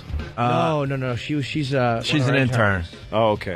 Tracy is the PD here in New York City. Way to notice, Lou. I know, wow. The shorts with the legs. Go all the way up to the... Tracy's the new PD here, and she came in last week when Bob was in for Jimmy. And Bob lost his mind. And as soon as she left, he goes, "That's my type. Oh, my God. I'm losing my mind." Oh, hi, Bob. I was just outside talking to Tracy. See, I told you. What was she talking about? The fact that you're going to come in and we're going to do something, and it's just awful. Well, actually, I told her my fantasy. And Did you really? I was actually on the money with probably 4 to 5. Really? What, that you get to kiss her toes? Now that she doesn't want me to speak at all, and she wants me out before the birds chirp. She said that to you? No, I said that to her. My fantasy is almost like I come over late. Yeah. I get the call. Yeah. Just come over. I go, okay. I show up. There's like a silk robe, panties, high heels. For you to wear. Laid out. She's standing there smoking a long cigarette saying, "Put him on, faggot." Yeah. She has a strap-on cock. Apparently we're on XM, and apparently you knew my fantasy. Yeah, and then we come in, and there's candles lit. And why are you whispering? Just talk. I'm not sure this is really. No. He's really worked up. All right. The one thing I want to start by saying, when she came in and you had a little interaction with her, you lost your mind. You couldn't look at her. You were stammering. You were like, you didn't know what to do with your hands. You were trying to make believe you were eating food, but there was really no food around. I knew what to do with my hands. Trust me. There's just that type of woman, that type of girl your that type, you does said. it for me. Oh my God! What does it? The big natural boobs. Just that she's a woman. Yeah. I love women. You love women. All right. The women, and I like the little freckles up here from too much sun. Yeah, I like the little freckles, the chest freckles. Yeah. And sure, her outfits are driving me nuts, and that long hair, and the beautiful lips, and those eyes, and that little attitude she has. And she's probably very good as a lover. Well, you couldn't look her in her eyes though. Nah, I can't. You tried. I made you. I made you very uncomfortable. Like, look at her eyes. And you were able to do it for like a second or two, and then you had to look down again. Yeah, I got to look down. Plus, she's a very powerful woman in here. She comes in with a presence. You know what? I'm going to spank you. What? Actually, I think that if I was with her, no, I wouldn't want. I don't like to get spanked. I actually spanked myself once by accident. Yeah, but you would take a spanking from her. I would take a spanking. Yeah. I'd take a spanking even from if it's you. not your sure. Wait, but even if it's not her your fantasy, if she said, "I want to spank you and shit on your bald head and rub it in," you'd do it, right? If she said nothing, either I don't touch you or I just shit on your head and laugh at you. You'll be like, well, I get to see your ass. Is this your fantasy or is this her fantasy? Yeah, my fantasy is her doing that to you. Oh, really? Yeah. And Bob, what is she wearing? She's wearing just a silk robe. The silk robe, the pants. With nothing on top, but her breasts aren't showing. They're covered. You understand? Almost like Taboo, like Kay Parker and Taboo. Exactly. And a little panties, because I don't want to see everything right away. No. And but then she cuts a hole in the panties and shits out of it onto your head, and then molds the shit into like a hairdo for into you. a shit hat, so that you look like you got a shit hairdo. You're wearing a shit hairdo. We were looking at shit hat videos about a week. What is Don't even get us there again. Oh, and she shits so much she molds it into a beehive, like a That's right. a net-footed cello. He looks like he's in hairspray. I just want to. We saw a shit hat video. There was so much shit on this chick's head that she couldn't keep her head up straight. It was like tilted. But has anybody ever shit on somebody's head and then like a bald guy like him that's clean bald and then fashioned it nicely and so it looks like that, you know, like a doll with plastic hair, like Bob the Builder. I'd love to have that. Like Bob the Builder. Yeah. I just shit right on my head. Yeah. Actually get like a comb and kind of make comb lines. That's what I mean. That's what I mean. Nice comb lines like Play-Doh hair. You talked to her about this outside the studio? Well, I kind of just told her. I asked her if she wanted to hear it, and she said, "I'll go." And she said, she put a couple rules down. There's no intercourse. Which God, his voice is shaking. He's really affected by this. Which I'm into. Wait, why no intercourse? I'm looking. I don't want intercourse at all. I don't want to. One of our first meetings with her, she told Aunt and I haven't been laid in 12 years. 12 years. Jeez. Maybe she didn't want people to know 12 that. years. Come on. Well, was it 12 years? Don't tell two radio hosts. Months, maybe. Wait, no. What did she tell us? It's not 12 years. You Oh, can't, maybe. you can't be that hot and not. Wait, how long? 12 months. Why is she measuring 12 her not laid like the way people talk about their babies? 12 months. What was? I'm in my second trimester of not getting no. in my pussy. She hasn't been with a white guy in 12 years. Oh, well, there you go. There you go. Wait, she's got to come in here now because now I'm not sure. No wonder Bob doesn't want to. You can't follow that. 12 years of black. Dude, I can't follow you. It's true. I got a rod right now. Oh, you do? Cialis. He's got a big piece. All right, let's talk about. So, do you think she shaves or no? What? Think she shaves everything? Why are you whispering now? Yeah, why is there? Why are you going to whisper? I hope not. I don't like I do not. I hate a shaved pussy. I want a little like patch. either. Oh, I hate it. I fucking hate it. I want it to be fucking bald. I want it to look like a profile of Alfred Hitchcock's face. Just a fucking big, meaty fucking... So basically what you're saying is you want a cock with no hair. No, I don't. All right, Bob. Yes. So what else was? What are some of the other rules? No intercourse. No intercourse. And I have to leave. I can't stay. So what do you got? What are you going to get done with her? I'm going to get done a lot. Use some toys. Did you explain that part? Use some toys. All right, you'll use. Actually, put one in my mouth. You clear? Oh God, what's kind of wrong with this guy? Do you want to be a cuckold for her? Like, what's a cuckold? It's just so weird that a beautiful woman inspires you to put on a negligee and fuck your own mouth with a dildo. Look at her tits. I want to fuck my own face with a rubber cock. Louis has a gift. How nice her tits are. What do you're probably good at Sudoku too, huh? Just putting the pieces together. I don't know what that is. You want the dildo in your mouth and then you're going to work her over that way? No, it was actually a joke. I wouldn't put the dildo in my mouth and work her over. I'd just suck it. Wait, would you be a cuckold for her? Like, what the hell is a cuckold? I'm explaining to you. Okay, sorry. If I didn't mean a to guy jump who likes down to be your throat. humiliated, like if she's with black guys, she likes black guys. No. Like to be able to watch and be taunted. I've been watching videos like that. No. I've never been into interracial porn, but boy, am I into it lately. You mean so a woman is with a black guy and then there's another white guy there going, look at you with that black guy. Is that what it is? Her father's just holding his chest like The guy watching has a relationship with the girl that's getting banged. She's being fucked by a big cock and she's taunting the guy a little bit. And some girls are corny. Who's taunting? The woman is taunting the white guy. Oh, saying look at how this. Even if she's fucking another white guy, it's not the racial thing. It's just the idea that she's being such a slut and humiliating the guys with. But this one girl is so good. I forget her name, but she's always like, you like that? You like watching me, little bitch? You like watching me, bitch? And she's fucking taunting this guy. It's so, and she's sucking this giant dick and taunting the guy she's with. It's really just when I think you can't go any further, Norton. That's not that dirty, you find something out. You actually have to go backwards now. Are they all actors? I don't. See, that would take me out of it. I would need to know that there's some kind of realism to this thing. Like, oh yeah. They have to prove that they're actually a couple, and then I would maybe get into that. Is psychological. You watch them, you see that they're really people. They're not real actors. Some of them are porn actors, but the majority of them are not. They're average-looking people. Yeah, because anytime you watch a porn and they're doing that thing, especially porn now, at least back in the day, they would actually act out the scene as best as they could. Now they'll do the scene half-ass, and then she'll laugh and she'll say something funny because she just improv the line. They giggle the whole time because they're about to fuck. Yeah. There's no real, All right, we're trying to get Tracy in studio. Did you ever see porn bloopers, by the way? We were talking about porn bloopers about 2 weeks ago. There's such a funny one. They do a scene and it's actually well acted.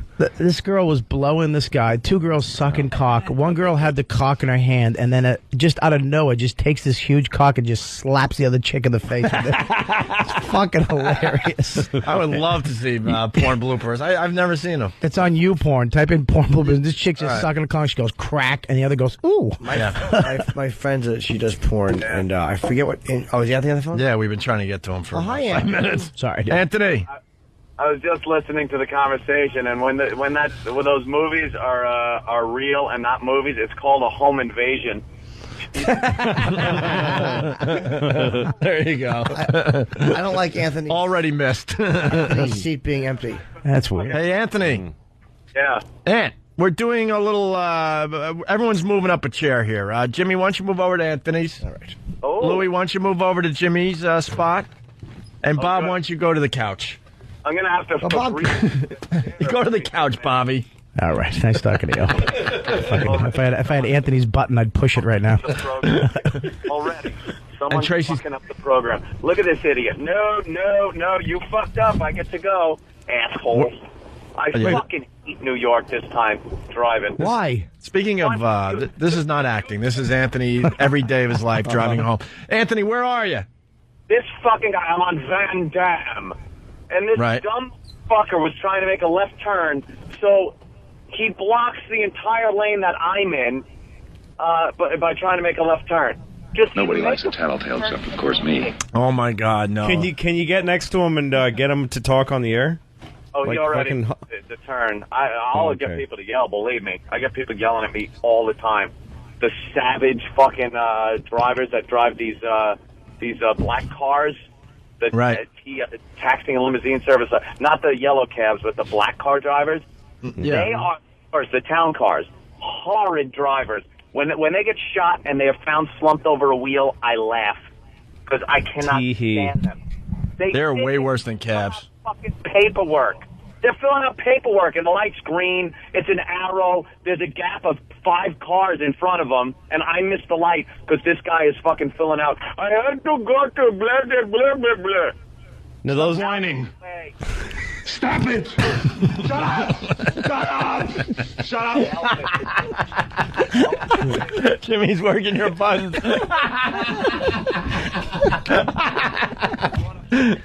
Audience right now, if Jimmy has that sound effects machine. Oh, it's going to be a long hour and a half. But that, well, dude, are you still in the actual intersection? No, I got past that. Dude, I don't sit there like, what do I lack do? discipline. I'm sidewalking it. I do whatever it takes to get around fucking assholes.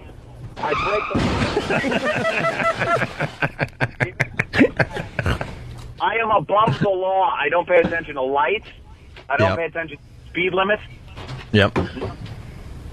Hey, why is your phone crapping out? No, it's weird. Like, Anthony was just here 20 minutes ago in a very happy mood, considering that his chick went through some minor surgery. Now he's in his car, and this is like, your whole mood has changed, sir.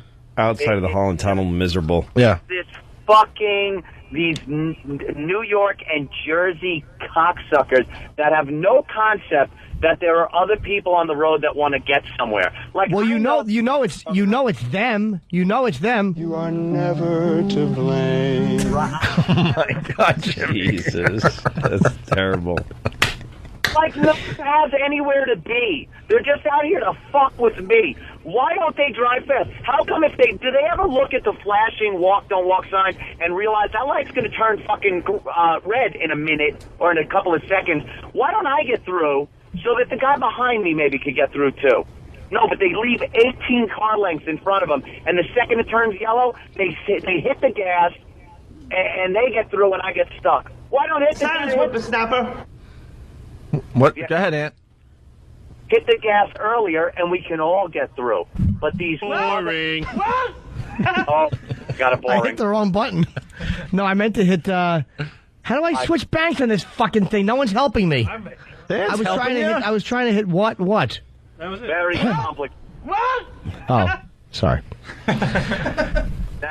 Now here we go. We get on the expressway, and of course on this on-ramp that's as long as a runway, you have to do 20 miles an hour because the highway. Oh, here we go. This is like your traffic report. Yeah. It's an irritated fucking guy who hates people. Let's see what's going on the roads. These motherfuckers. Louie, we used to tape ourselves coming to work. Oh, it was a lot of fun. Dude, you want to beep your horn? I like then they'll move. Anthony.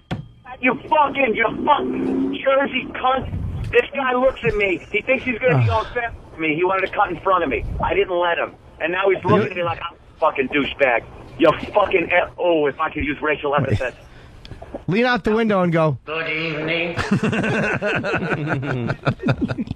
Now he's nowhere to be found. Come on, douchebag. Dude, you gotta relax. You have a heart attack. Just relax, man. Just tell the guy just to relax and Try the wine. have a drink together. I'm in the white painted like part where you're not supposed to be. There we go.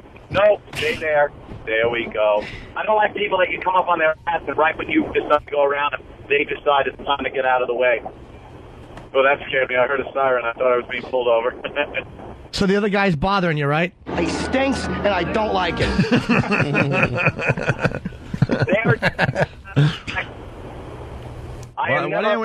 We lost you. What? We lost you. We lost you for a second. Oh, I'm still here. I said I'm never around the problem long. I yell, and then I'm 80 miles an hour past them. You after someone fucks over you, just kind of go. Go ahead, go on, leave. I pardon you. I bet you that they're fucking. You know this dude? They're driving expensive cars. Goddamn rich cunt.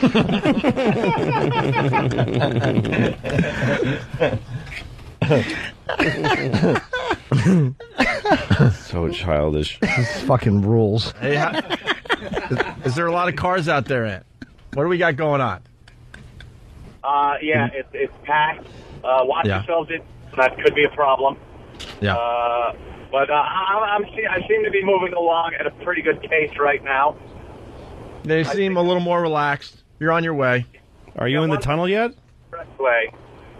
I'm okay, except for these cabs that are in the left lane for no reason, doing, let's see, 50 miles an hour. We're on the expressway, 70 at least. And they get this attitude like, I'm going fast enough. No, you're not. Look how close I am to you. Yeah, no, if there's somebody behind you that's close to your bumper, you're not going fast enough. Yeah. Oh, could you get out of the way? Holy Jesus, fuck. Stop whining. Stop whining. Oh, he's not Shut up! Shut up! Shut up! Fuck you, Schwarzenegger.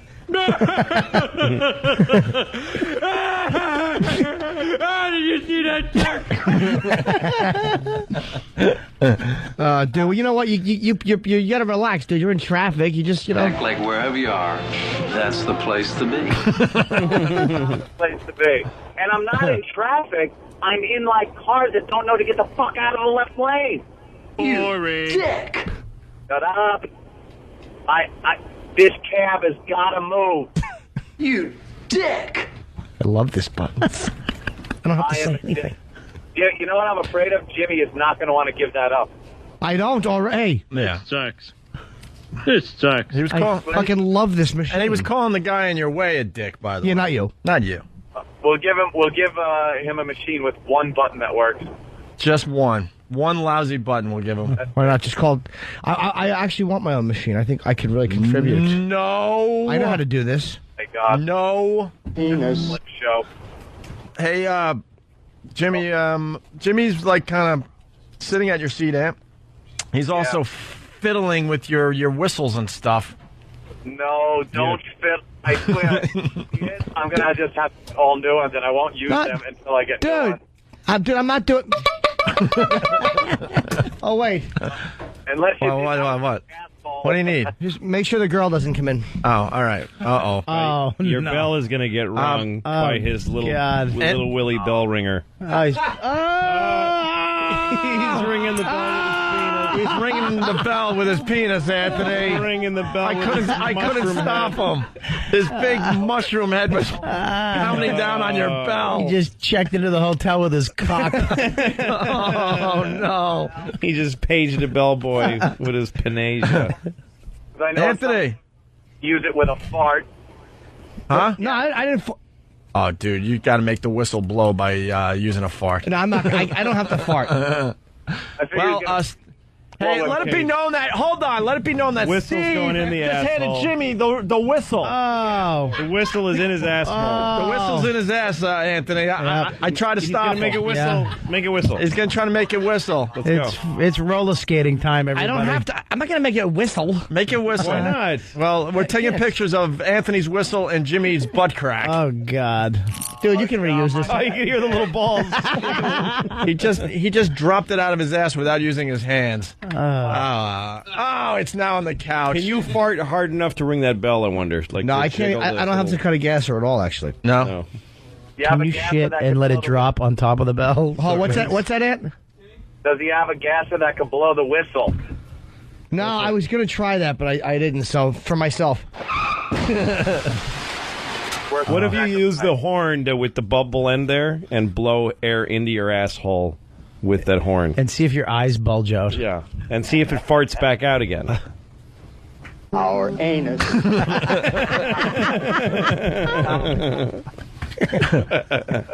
No, I don't want to mess with that because that's expensive. What is? I don't want to fuck with this bullhorn. Oh, yeah, don't mess with the bullhorn. Just the bell. Yeah. Just the bell. Here. Believe me, I will send out a lowly intern and make him get me new everything. We already knew that, but we figured it would be fun for 5 minutes for the show. Wait, what is he doing? He's putting his balls inside the bell of that horn.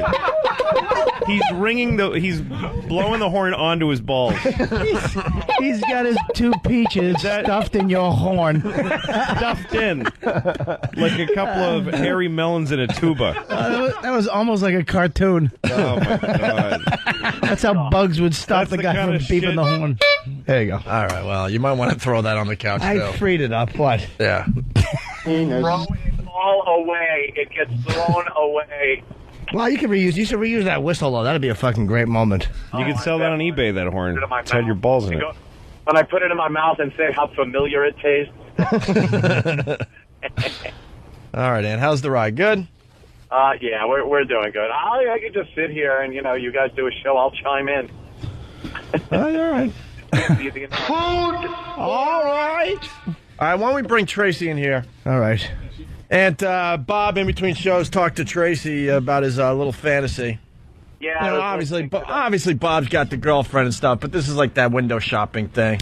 You're just kind of taking a peek and speaking your mind a little bit. No, it's not like... But it's funny because we didn't do this on the radio, but in between shows, Tracy did come in and Bob did lose his shit.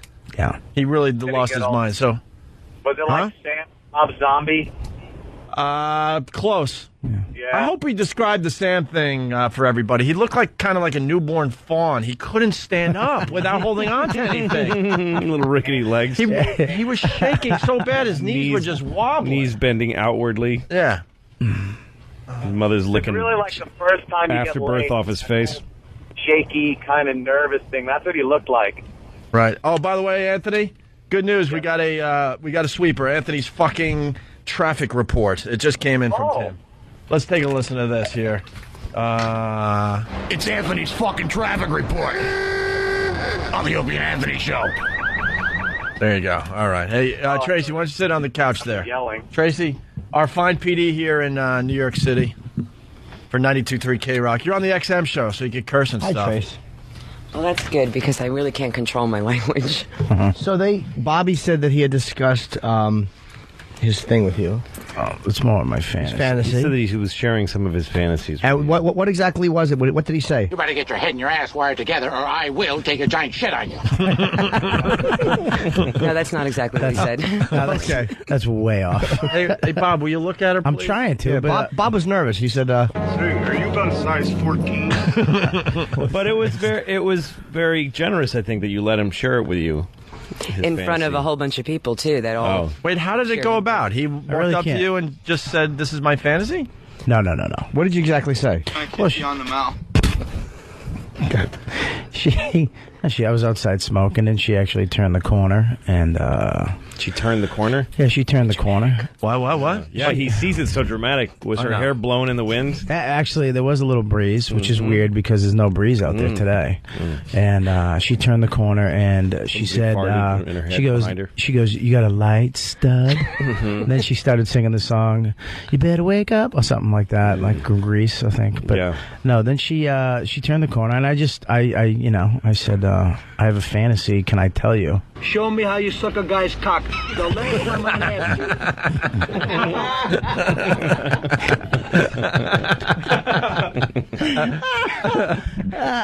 I was close. Not right to that point right away. I mean, I kind of, I said, she said, yeah, go ahead, with kind of an attitude, which actually made me more turned on. Like, if you say the wrong thing, I might punch you in the face. Right. which I liked. Look at her, not me. I can't, because Norton's Did she say chin or lack thereof is in the way. Did she say anything to you? This is a giant cock. No, she didn't say that. Trust me. You've seen my cock. He told me it was the size of a thumb, which kind of just ruined the whole thing at that moment. So. Oh. Yeah, well, no. I mean, it's a fist and a thumb. Maybe. Hey, you told us it's been a while since you had sex, and I might have blew up your spot by saying it's been 12 years, and I guess that's wrong. 12 years? 12 years. 20 months. 20 months, all right. 20 months. Why? 12 Why years is is that way too selective? long. Why 20 months? Because I'm picky. Okay. Because you're what? I'm picky. Oh, picky.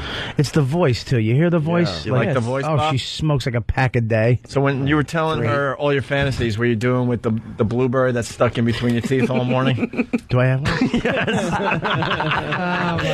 I just say something, though? It's not like that's going to detract from my face and my tits. You got a big ass blueberry, blueberry skin on it in the middle of his teeth. That's actually going to help me. Yeah. It's going to actually detract. It's going to make her focus on that dumb tooth rather than my tits and my stomach. Oh, come on. You look good, Bobby. Relax. You're a swell-looking fellow. Hey, Bobby, what size are your tits is what I want to know. I actually have. Oh. No, it's all right. I like that. That's nice. We can play around. We can have fun. Share bras. I have. Well, there's no need to get mean. But jeez. Well, that's what she was getting at. And I was trying to protect you, but you said no problem here. So there you go. I was talk about your man boobs with Tracy. You don't have to fucking turn on me either. I'm probably, and I'll go in with Bob and I probably have legitimate bra sizes. We just don't know what they are. But I'm sure that, I don't know, I'm probably a 34B or something. I'm probably a 36B. Yeah. And once a month a C. Mm-hmm. What it? did we have some Anthony, we couldn't hear you, bro. Anthony. Yeah, this is going just like the fantasy that Bobby was spelling out before the break. Just like it. Talking about your man tits with the girl instead of all that sexy shit you were talking about earlier. Yes, right. Exactly. Yeah, the key word would be fantasy. So, Bob, why do you like Tracy? Tell her to her face. You know what she has? Stand up, Tracy. And Please. she has this. Remember back, who was the chick that was in Superman? Oh, Margot Kidder. You remember how hot she was? Margot Kidder was a dog. No, I'm going to tell you. Teeth out and Dog. What is wrong with you? Tracy, I apologize for our friend. Let me finish. Margot Kidder was a kook. Hang on. Yeah, she's a kook now. She took her front teeth out and hung out in people's backyards. Yeah, now. That's the answer you come out with? No, there's that look of that woman when they had... It was like the natural hair and long, and it's she's just all natural, but she's a woman. There's something she's just gorgeous. Yeah. You know what I mean? Ant's laughing at you. She's all natural and she's a woman. What do you like? All natural men usually? I'm kind of nervous. Yeah, obviously. She's actually standing in the pose that I had in my fantasy when she opened the door. Oh, really? Yeah, like that. All she's missing is the robe. Yeah. No, she's completely sexy. You're right. Yeah, there's something about her, man. Look at her. Well, because also she's. I mean, I don't know. We gotta be. I don't want to. I guess you're nervous too. No, I just don't want to. Because some women don't like to hear it, but because she's older, you're not 21, right? So she owns the sexuality. She just goes. Right. You can tell that when she put these clothes on, she said, "These are going to make my tits look nice, and these shoes make my legs very fuckable." So I'm gonna put them on. Way to phrase it, Lou. She's. But she owns it because it's her power, and she's not. Bobby says in the morning. What's that? Bobby says that when he puts his shoes on, they're going to make my legs look fuckable. Oh. I don't look at Tracy like that. We work together. It's a professional relationship, and I respect what she does as the program director. Okay, I think I'm being a really good sport here. Yes, you are. Yes, you are. I don't want to do that. I just want you to open the door in that outfit and Hey, Tracy, not to change subjects, but did you have a problem with Miss Jones? Did I have a problem with her? Yeah. Not at all. Well, do you know Black Voices at AOL.com?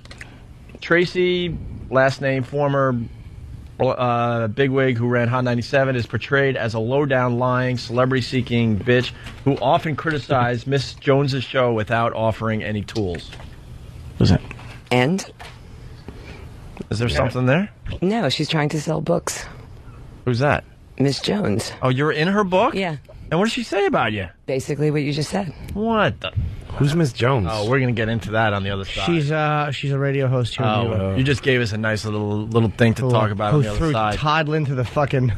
What is she? The tsunami. Fast, yes. Oh, we'll get into that. Tsunami Tracy. song. That was that chick. You got some. Listen, I've been trashed in so many books and on so many radio shows. At this point, it doesn't even matter. Yeah, but you got some pit bulls now. Trust me, we're gonna have some fun So with I got that. some backup. Sure.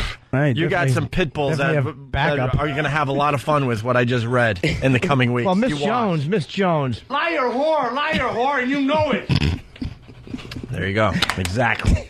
For the record, I didn't say that. No. All right, so let's wrap up this fantasy thing. What else there, Bob? You like the boobies? What else? The hair? Well, the eyes? What do you it's got? exactly what... Oh, he likes your freckly boobs, too, he said. Well, then just the chest. I like those little freckles. Like, because you've been in the sun. You know, you lay it in your backyard or on your roof or something like that.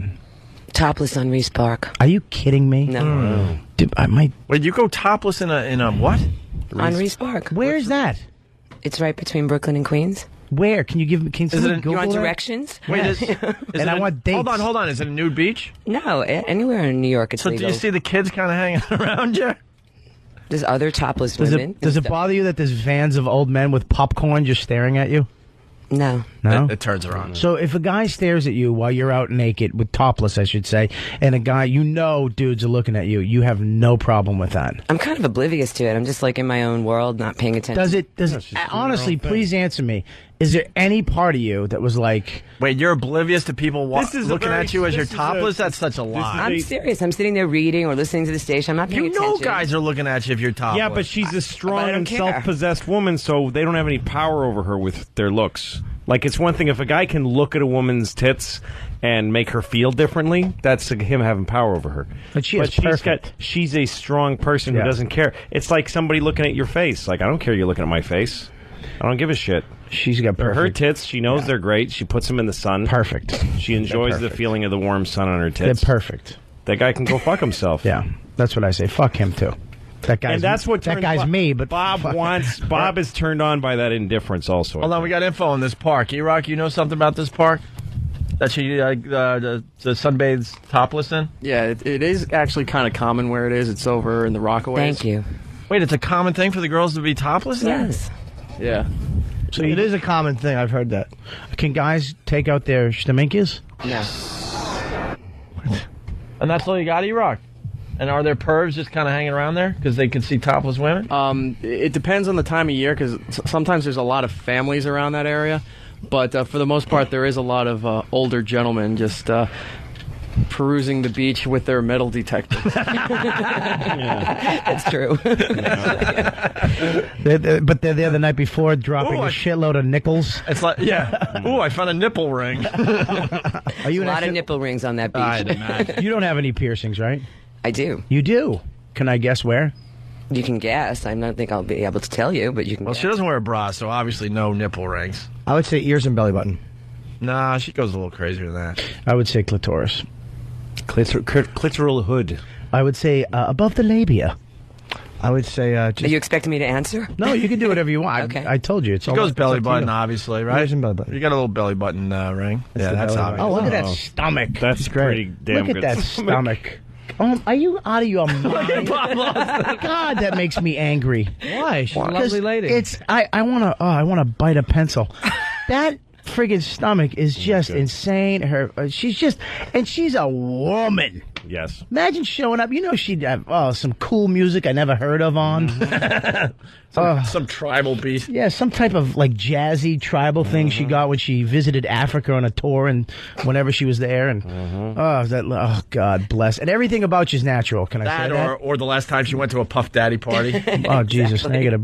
She likes the you know. What? She likes the blacks? She likes blacks. Oh, you like black dudes? Yeah, Well, my flavor. We'll definitely not have sex then. That's her. We weren't having sex anyway, but It's not like the fact that she's doing black guys is what ruined it. Yeah, but if she's doing You were black guys, three you can black officially- dicks away from fucking You could her. officially have sex with her and Three it's black not dicks. sex. 3 black dicks ago, she would have. What are you saying? My dick is small or her vagina's No, she's huge? not I don't know black. what you're saying. Is there a reason for that, or is it something you always liked? This is a giant cock.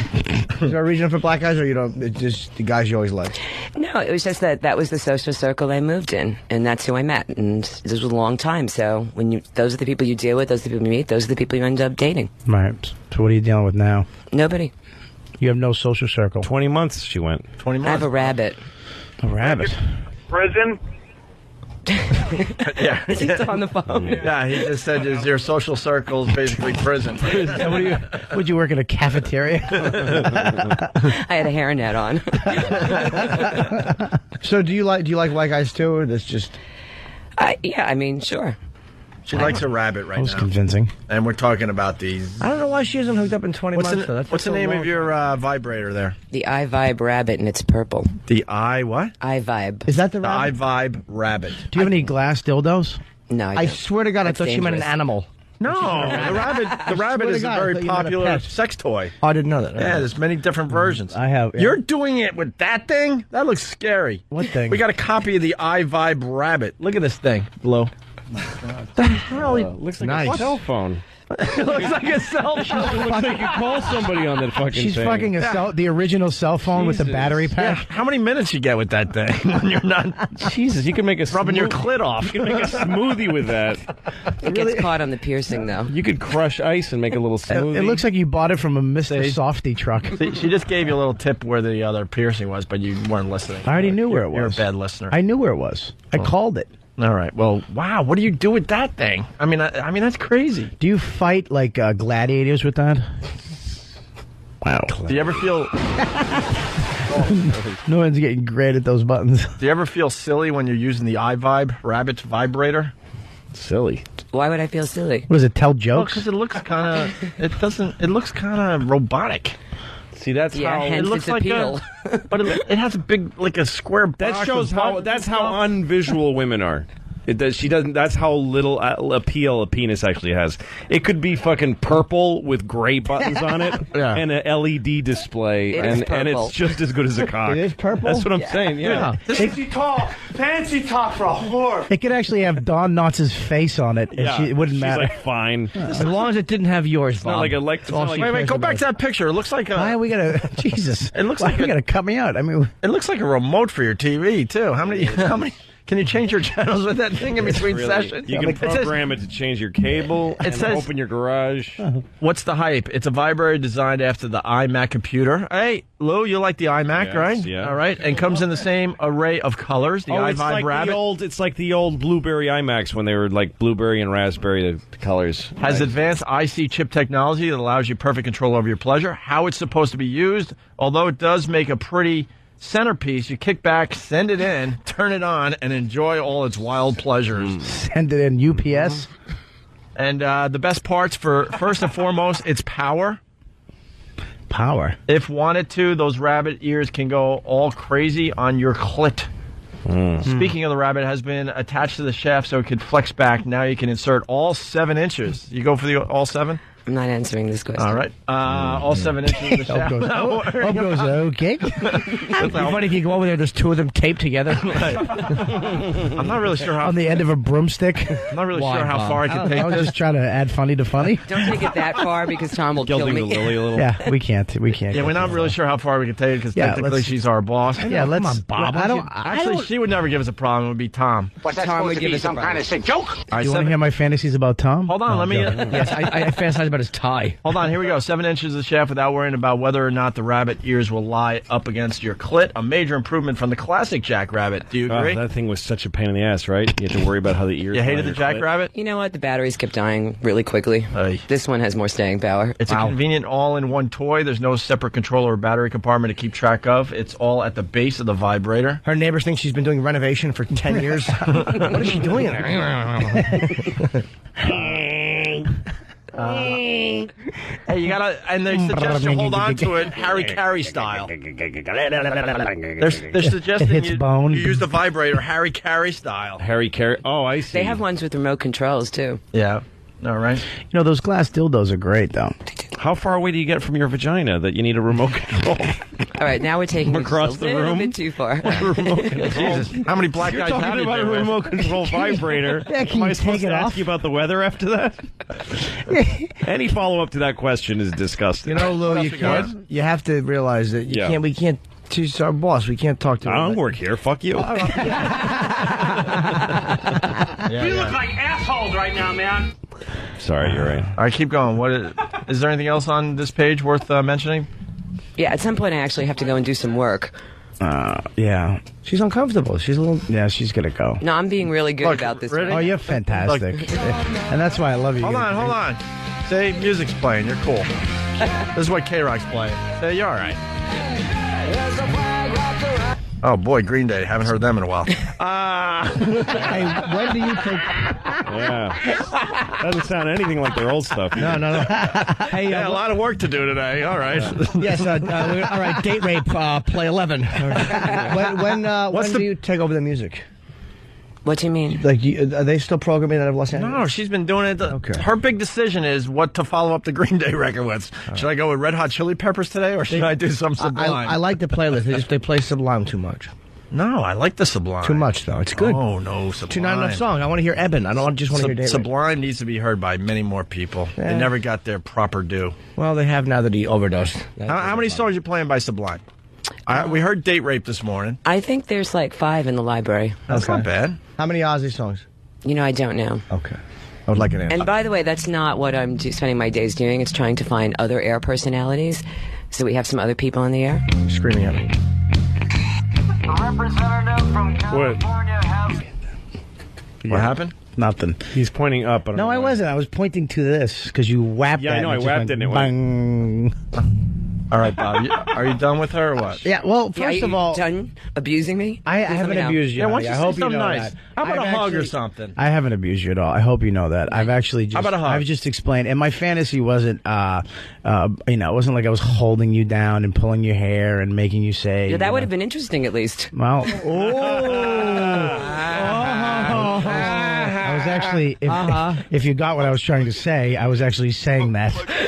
That's exactly what I wanted to do, but apparently you didn't get the joke. No, I didn't. We lost Anthony. He must have made it to the hospital there. But Where's yeah, in the I tunnel? mean, she's just amazing. She really is. All right, what about a hug or something? We got to end this with something nice. I You're gonna make her touch. Oh, is that skeeving you out? See, this Yeah, is the don't thing. make her touch him. See, this is where you suck, Opie. No, I don't suck. Hang on one second. I'll tell you why. Because she actually would give me a little flirt here and there. The smallest amount that would actually do me for like the weeks that I probably don't see her. Yeah. But now she's like treating me like that fucking hunk of shit. In other words, I played Accurately. perfectly. Thank you. Exactly. Thank you, Jimmy. Good job. Good I job. played it His perfectly. job isn't to help you enjoy Right. yourself. Don't His give a job shit is to about your entertain pleasures. America by shitting on your face. You fucking redheaded asshole. Him with his butt. Wait. Oh, Jane says, nice choice. Very good. We like Tracy. Nothing wrong with very Jane's much addiction. in Tracy, I'm going to admit She's something. amazing. I hate women in radio, and we've talked about it for many, many years. And you got the big eyes, and you got shocked. But I'm going to say something nice. We respect you, and we like working with you so far. Thank you. I like working with Because you people guys. have asked, because like, dude, you guys had awful things to say about women in radio all these years, and like, yeah, she's got a little edge to her, and she's doing good so far. I'm She's not doing really good. like other women in radio. Well, either. duh. She's not bad to look at either. That wasn't why I was hired, believe it or not. She's actually better than a poke in the eye.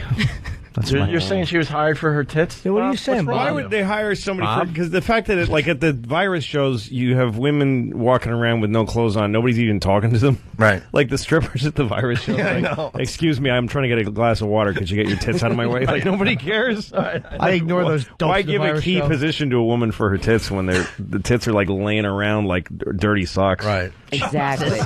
Jesus. You know what I'm saying? No, I agree with you. Okay. I knew she was the real deal because the first time she came in here, Bobby, was a Wednesday, and she was going to flash us for Whip 'em Out Wednesday. Oh, and she's our boss. That's pretty good. And What's Tom today? said, "Don't fucking do that." Why would Tom do that? Bob prevented her from flashing us. You know The what? first day She came suns in her here. tits next to the BQE all the time. Yeah. How much does it really matter? Let's Google Everybody Earth. going to Queens. When are you laying out? Let's From Google 3 to Let's 5. Google Earth and try to find you. How funny would that be? Oh, that'd be funny if we just all showed up with vans of freaking pests, stared at you, and you Thank tried. God the summer's almost over. And she got us the stripper pole. Nice. So far, only guys have used it, which is a problem, but we'll work on that. We have a penthouse chick coming in, I think. Who's going to do tomorrow or today. What happened? Can she sit on top of it? Maybe tomorrow. Are you really going to have a girl in there? Finally, yeah. And she got the new WoW stickers made, and she got the pasties made.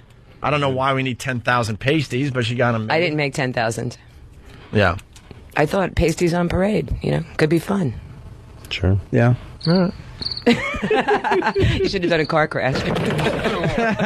Okay, terrific. Yeah. All right, how about a hug? How about one little hug? Just come over and give me a hug. An innocent hug. He's got a girlfriend. Then can I go? Yeah. Can I go too to the bathroom? All right, a very like a hip hop hug, not a real one. Easy with your. All right. Wait, what's a hip hop? All right, you're good looking. That's where you shake hands and you put the shaking hand between the bodies. All right, it's You just. have to keep some contact. I thought I really do have a crush, but I mean, come on. Look at you. Let's not get carried away, Trace. You're Okay. sweating. All right, you got the blueberry out of your teeth, so this is good. Did I really? Yes. All right, I'm approaching you now, Bob. Here she comes. Bob's stuffing. Now he's stuffing more Here she blueberries comes. in between his teeth. There they go. Tracy. Their bodies are going to touch. Look, she's showing him how. Ew, she doesn't want anything to do with you. That was really sad. Bob, how bad was that? Let's be honest. She didn't want anything to do with you. You're acting like it's the first time it's ever happened to me in my life. You're like the elephant man with a burlap sack over your head. I am not an animal. There goes Tracy. Bye, Tracy. Take care, sweetie. Goodbye. Oh, now you're Sure, all. Bob. Take care. Take care, sweetie. Hey, baby doll. Hey, doll face. Good for you, huh? Hey, go get yourself something. Yeah. So how did her appearance go? She was very badly raped. I guess we lost Ann. I think he's at a hospital right now, so. All right, why don't we take a break? I'm doing good with these buttons, I think. You're terrific. And if you knew the gasser, I just passed up. Oh, God. No, it's. I didn't do it. We'll know in a fucking. My lungs are processing something your right here. shit. My lungs are taking particles of your shit and dispersing them into my bloodstream, into my brain. So. Attaboy. You're welcome. Yep. All right, the station's running fine. Hey, this was made for you, Jimmy. On the next Opie and Anthony show, Opie and Anthony face their toughest challenge yet. Hey, this is Jim Norton. Listen as one man describes an addiction. Wherever there were cocks, there was me. And how he went from one cock to many. I was taking 100 a night. What do you think of them apples? Then you'll hear a horrifying tale of a bukkake party gone wrong. Blurka, blurka, blurka, blurka, blurka. All over my fat, colorless stomach. You can't tell where the cum ends and my skin begins. Blurka, blurka, blurka. Plus, an ending you won't want to miss. That's right. I say a couple of men do some docking and settle this. It all happens on the next Opie and Anthony show. Hey, that's not bad, man. Who did that, Pretty Derek? good. Derek did that. That's a good job right there. That's pretty good stuff. All right. I would watch that movie. We got Louis C.K., we I got would've Bob started Kelly, it. we got Jimmy. Nothing. Ooh. I like you on the buttons. You finally used it correctly. I'm enjoying the buttons. All right, we'll regroup. And You we'll look continue. like a button. It's Opie Do I? Anthony. I didn't. How about a little variety? Greg Hughes and Anthony Cumia have announced. We hate women and we butt sex each other. No, we shan't be doing that. The Opie and Anthony show. One of you guys could eat my ass right now. It's fantastic.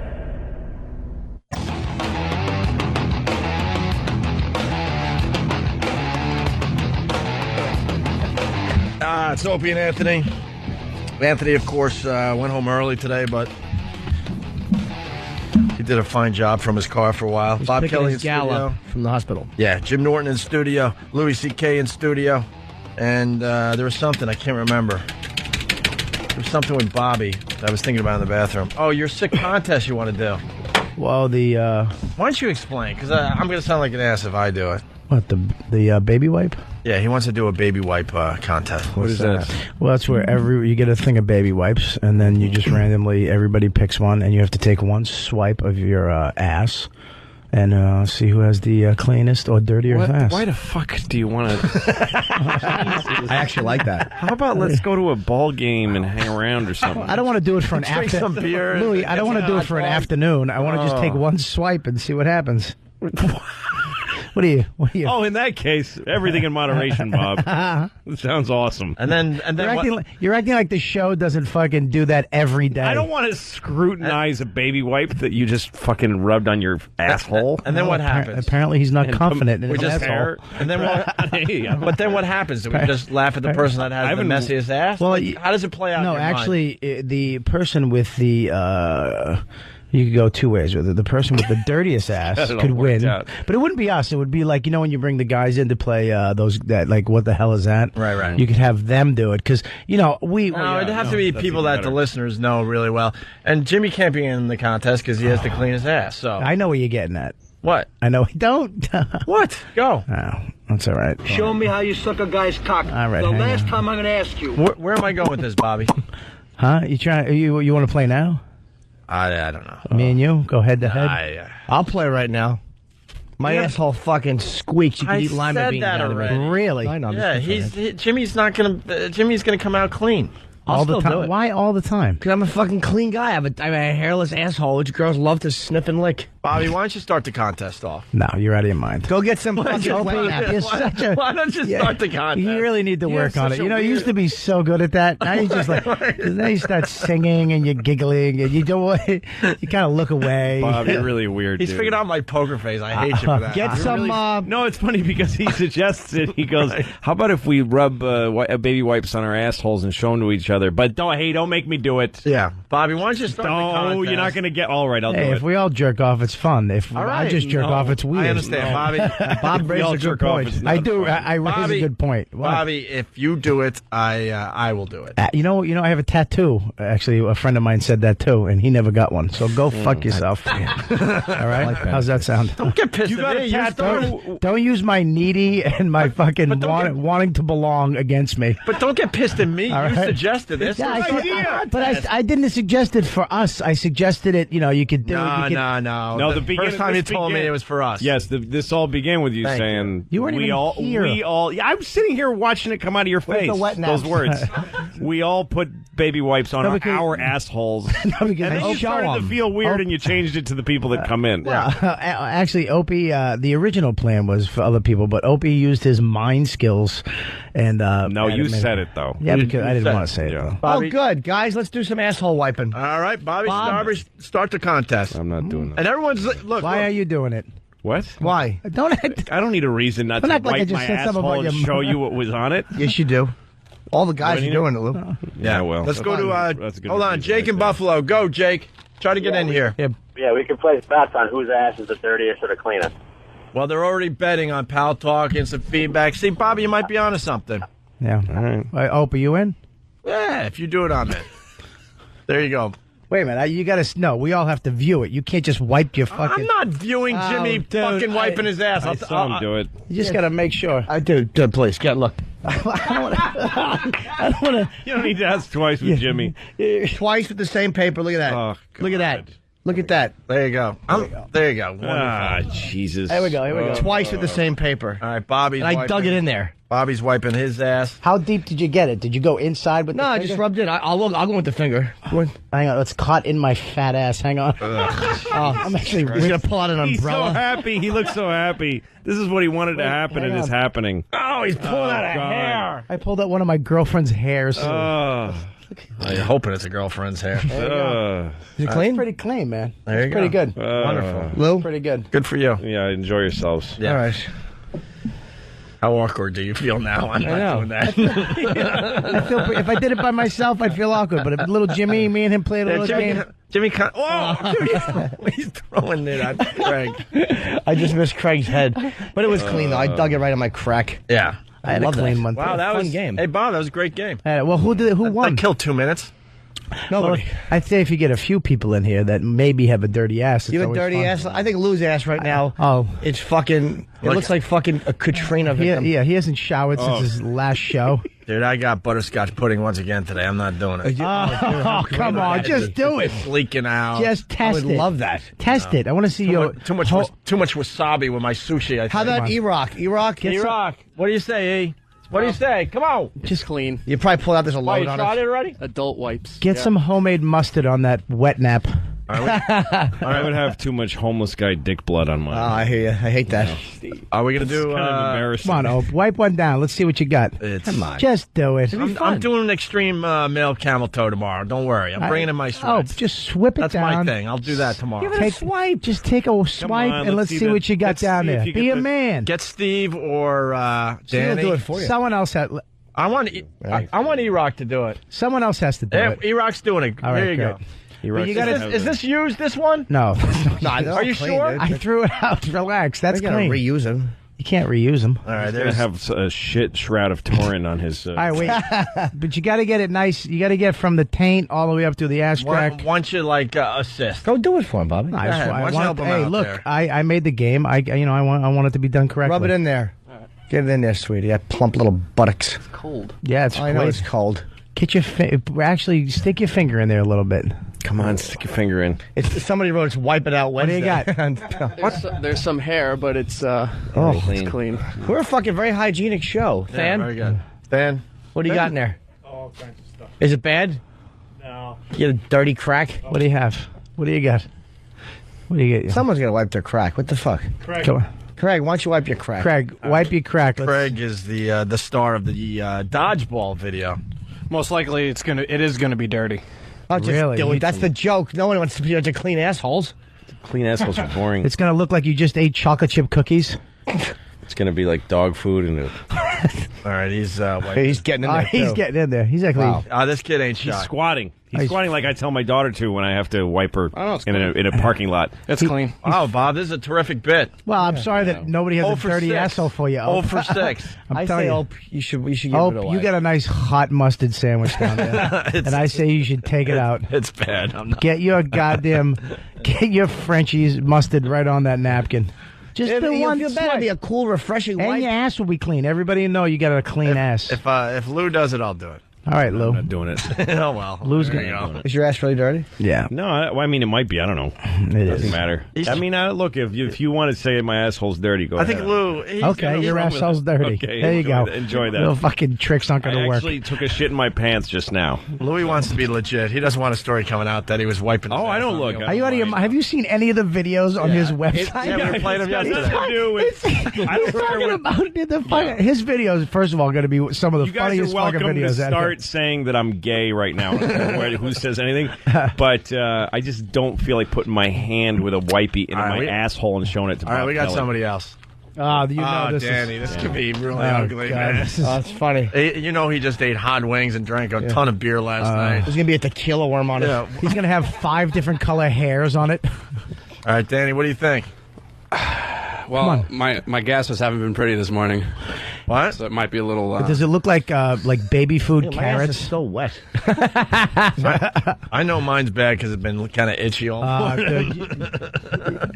Yours, you got to be careful, though. Sometimes it's not shit. Sometimes it's just that oily That's sort of, prostate fluid that seeps out. a little tahini sauce. Where do I need? I gotta go in the bathroom. Well, everyone's been, Little hummus. what everyone did, Danny. Yeah, we're going to make sure happen. Yeah, everyone else has just been kind of like sneaking a swipe while everyone kind of talks. Get in there. Just dig it in. Get your 2 fingers. There's rules to this. You got to get your 2 fingers, wrap it around there, and take a nice swipe up the top. God, let's all wipe our assholes and show it. The fuck is wrong with you? You know what? You're what they call that bring you a joy. party pooper. No Yes, pun intended. Yes, Oof, exactly. Party pooper. Well, look at you. Did you get in there though? Yeah, no, I'm Get down. You gotta, Danny's going to do the right thing. you got to bend down to open it up. Danny will do the right thing. He's Now swipe it. All right. he's the real deal. All right. Did it get stuck? I got a little something. Oh God! What do you? And now Bob's gonna throw up. Come here, Bobby. Why did this is what Bobby, he go show he him, wanted to Danny. throw up. What's Go show wrong him. with this Bobby, guy? come over here. Danny just wants to show you. Danny just... He's gonna throw up now. Yeah. He's throwing up. He's fucking vomiting. Why do you vomit so easily? But you brought the whole thing on yourself, you fucking freak. Take a look at it. Take a look at at it. Bobby, smell it. Mustard, like you want it. What does it look like, Bobby? Jesus Christ. What's wrong with this guy? Look, it's a new game. I didn't know it was going to make. You made it up. Dude, yes, you did. You wanted this to happen. Bobby, You're just like, smell it. Just smell it. Just smell the paper. Smell it. You out of your fucking mind. I'll give you a bucket. out of your mind. He did exactly what you told him to do. Smell it. Oh, okay. Bobby, what does it look like? What does it look like? Everyone in radio. Yeah, just describe. He's got hang on one second. It looks like he Please throw that away. Jesus he ate Christ. it. Just show him. Hold it up there. Let him describe it. He can't remember. Jesus Christ. I got a better look at it. It's No, take a look and then keep it describe right it. Oh my God. Jesus. Take it. Yeah, it's very nasty. Oh God. It looks like he ate like a hot fudge sundae or something. It's a little. Bob, you need fucking help. It looks like someone took a baby wipe and then tried to pick up a Hershey Kiss with it. Oh, that's sweet. Aw, Bobby, there you go. There's your Bobby, contest. $5 to be put on your head. What? $5 to put on your head. I didn't know that was. Ugh. No, you didn't know because you told him for a half an hour how to take 2 fingers and make sure he gets every bit of it. Yeah. And then you're amazed that there's a little bit of shit on it and it made you puke. Dad. Jesus Christ! I bet you if Louis swiped, it would look like a paintball accident. We got a call from Canada. You know what that means. Oh no! Steve, what's up? Hey, how's it going, guys? Hey, your country doesn't matter. Steve, Toronto. Yeah. Damn it. I'm thinking this is Bob Kelly's way of losing some weight. Why don't you go eat a decrepit piece of crap? Canada never disappoints. Yep. It has been pointed out on some of the fan sites that Canada calls suck. Yep. Canada's. But thanks for standing on guard for thee. Whatever the fuck that means. That's all right, but you gave it a shot. Thank you for not mattering above us. We don't even pay attention. No. There's a million easy ways to get into this country. Whatever, dude. God. Have fun. All right. I got the latest news coming in here. We got some things happening in the world. Nature's fury. A heat wave blamed in nearly a dozen deaths continues to bake large parts of the South. People are dying from the heat in the South. Yep. I was just in Phoenix. It was 115 degrees. And you were jogging. Yeah, I was jogging. Yeah. Felt good. But all those people. Imagine if you wiped his ass after a 115 degree jog there, Bobby. It would have smelled nice. Yeah, it smelled like snake shit. It'd be fantastic. Are you coming back to life? Yeah. No, I was just thinking of something. What? Huh? Another contest? No, I mean, look, I'm just trying to add to the show. Oh, that's all. It's a weird form of bulimia. Like you try to get yourself to a place where you like it's weird kind of sexual humiliation and then vomiting because of some guy's shit. That's how Bob feels about himself. Weird. Well, it's actually, and then you regret it immediately. It's a weird cycle. It's really interesting to watch that happen. I didn't think I was going to puke. I've never really. You're assuming that shit just makes me puke. I don't see shit all the time, Lou. Do you ever hold it in your mouth? Wow. You ever hold shit in your mouth? What the fuck Hold was that? shit in your mouth like a cigar? Like just hold it there? No, like you're on your back and they drop a log into your mouth and it stands up and then kind of tips over on the side of your face and you go, uh-huh. Oh, God. Have you really done that? No, I didn't say I have. Oh, God. Exactly. I didn't say I have. Now, what are you going to say to him, Lou? Talk to him. Well, he knows what he wants. That's the thing. Like, he just goes to a woman and says, shit in my face, and I'll hold it in my mouth for a second, and then watch it fall like a tree. He just does that. But you go, let's have this contest, and then you go, I don't want to do it. You pretend you don't want to do it for a minute. And then you really get into it, and then you see shit and you vomit. And he's rooting for a dirty asshole the whole time. He's rooting. Yeah, you were kind of disappointed, right? Because he was, and then even Danny's ass was relatively clean. Right. Well, not really. Can you imagine licking Danny's ass without that fucking white thing? How bad that would smell? There was shit on the thing. No, I didn't it's get not a good even look near then. clean. I didn't get a good look then. Ours was relatively clean because there was a couple of hairs, maybe a little ass oil. I saw like a light crayon. It was a brown smudge. Yeah. You know, years ago when I got blown in a condemned building on 23rd Street on a dirty mattress on the floor by some woman with chunks out of her hair. And then her boyfriend tried to beat me up, and I ran away. Why? And then I'm standing outside, because the whole point was suck my dick, take my $10, and then mug me and take everything else. I don't know why she was didn't bother to blow me. You almost were part of that scam. Yeah, it was really bad. See, but anyway, when I was standing outside and my dick felt weirdly gross from having been blown by this woman, I might be dead in a year from what I just caught. I almost just died, and I'm covered with sweat. I realized I was after this feeling right here. Like every decision I made was just me wanting to feel this fucked up. Wait, did you wrong come? And what? Did you come? Yeah. Now, how'd you know the boyfriend wanted to beat you up? Because she said, like, get him or something like I came out of the room and he was standing there, and she said, "Hey, get him quick before he." And I ran away, and I had to run away from both of them. How slow were they? I got out of the building. You yeah, just they were dumb. Yeah, they were dumb. Yeah, shouldn't you have had wobbly legs still? Yeah. No, I go. Was he big? He was scrawny, but not, nothing to lose, kind of dangerous, gross people. But anyway, what I'm saying is, wait, what was this is what Bob does with his Hold on, life. what was the He gets himself in these situations where he feels bad. But Louis, what was the turn on there? She was a mess. Yes, and you were in a really awful It was a bad scene. Yeah, I'm just wiping my ass. You're fucking an AIDS whore in a fucking condemned building. She has patches of hair missing, and her boyfriend's watching. You fucking faggot. How the fuck am I? No, he wasn't there while I was being blown. Jesus Christ! You threw up after somebody showed you their shit that you begged them to show you. Well, I didn't know I was going to puke in on a contest. Shit. I really don't know what's going to make me men. puke. That's what the thing Dude, is. You puke at everything. Just shit. We haven't given you one thing that you don't know. You don't know what makes you puke except for shit makes you puke. And you begged a guy to wipe his asshole and show you. Let's not get carried away. I'm not a fucking audience member, Lou, like you asshole. I fucking didn't beg him. I wasn't I'm like not going to trying blow. to make you feel bad. I'm just fascinated. You kind of begged. All right, maybe I did. You've brought up this idea, like people don't know this. You've brought this idea up with me a few times off air. Bob's getting a little upset, Bob. Well, I'm sorry. Why are you upset? I don't mean to upset you, Bob. It's fascinating to me. Yeah. Really? Yeah, okay, good. It is. All right. You're one of my favorite guys, Bob. I love you. I love you too. Enough of both of you. I once had a Russian swat over my chest, and I told her, "You didn't use suppositories?"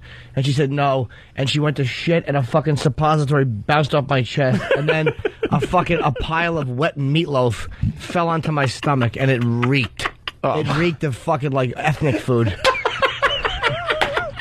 You've never seen life until you've seen a suppository bounce off your own chest. A pile of digested couscous. It looked like a lamb. It looked like pot roast. I don't know what it was. It had an awful, a sour, a foreign food stench to it. It was horrendous. Oh, God. She had some Ethiopian elk. Just a wet pile on my stomach, and I'm like, what happened when I was younger that caused this to be the way I jerk off? Were you jerking off? What else was I supposed to do? Fucking read and miss the whole thing? I just don't know. There's no. Pardon my French. I'm going to open his hole like this.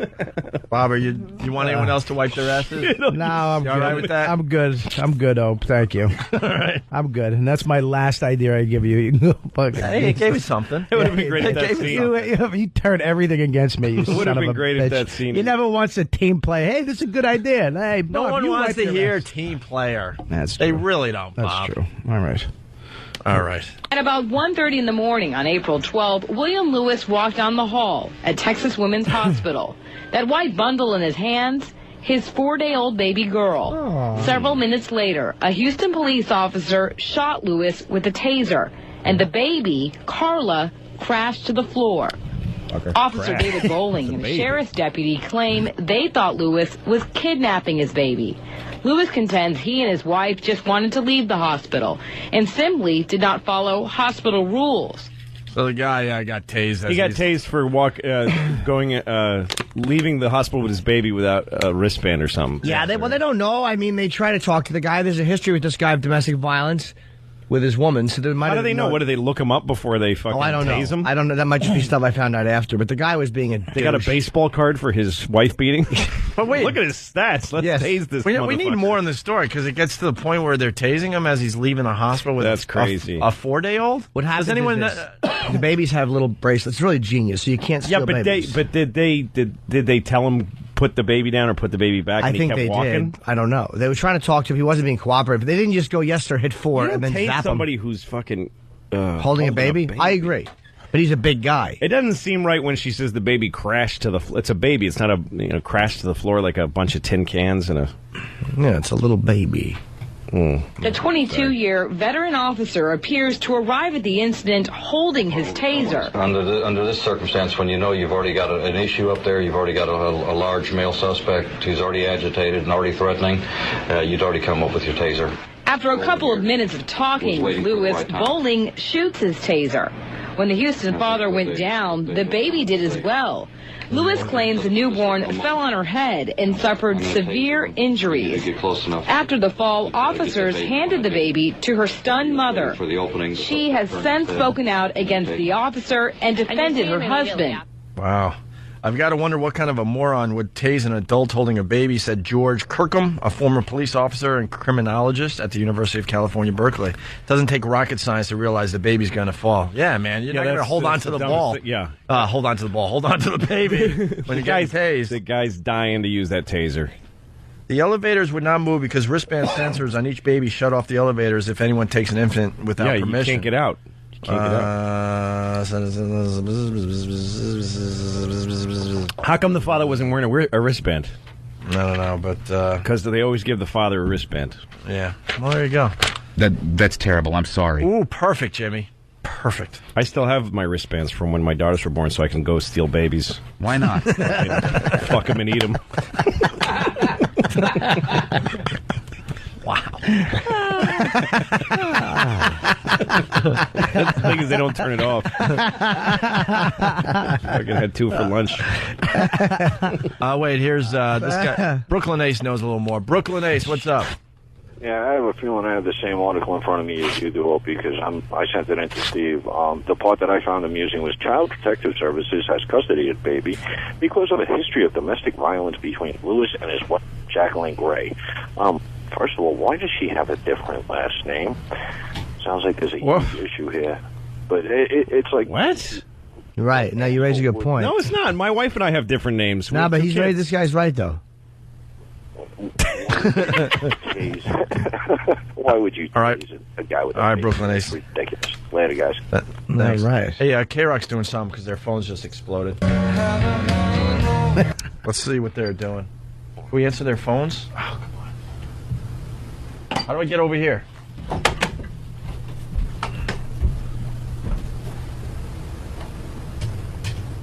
Hey, K-Rock. Hey. Hey, what's up? Why are you calling? Win the concert tickets? Yeah, what concert tickets? Oh, shit. What Larry, concert you can't tickets? curse. You're on the radio. Yeah, what tickets you calling for? Is it the Velvet Revolver one? Yes, for the Velvet Revolver tickets. That's right, sir. What caller do you need to be? Yeah. This is Heath from Long Island. I didn't ask your name. I don't give a shit. They don't pay me enough to know you. And what's the magic phrase that pays? Hurry, we got to move on. How do you get your tickets?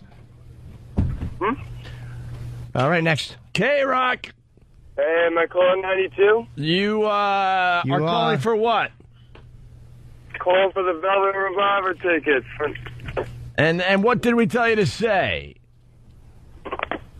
What's that? What's the magic phrase? Yeah, you have to say something to get the tickets. Hurry, come on, let's go. I don't remember. Am I calling 92? You call in 92, you won the tickets as long as you say... shit in the mouth of Christ. K-Rock. Hey, you're right there. Hey, what's up? How are you, sir? Why are you calling us today? I'm trying to win some tickets. That's right. What tickets? All right, I'm hoping Project Revolution. Asshole! Project Revolution. And what caller do you have to be? Number 9. Yeah, you're number 8. I'm sorry, sir.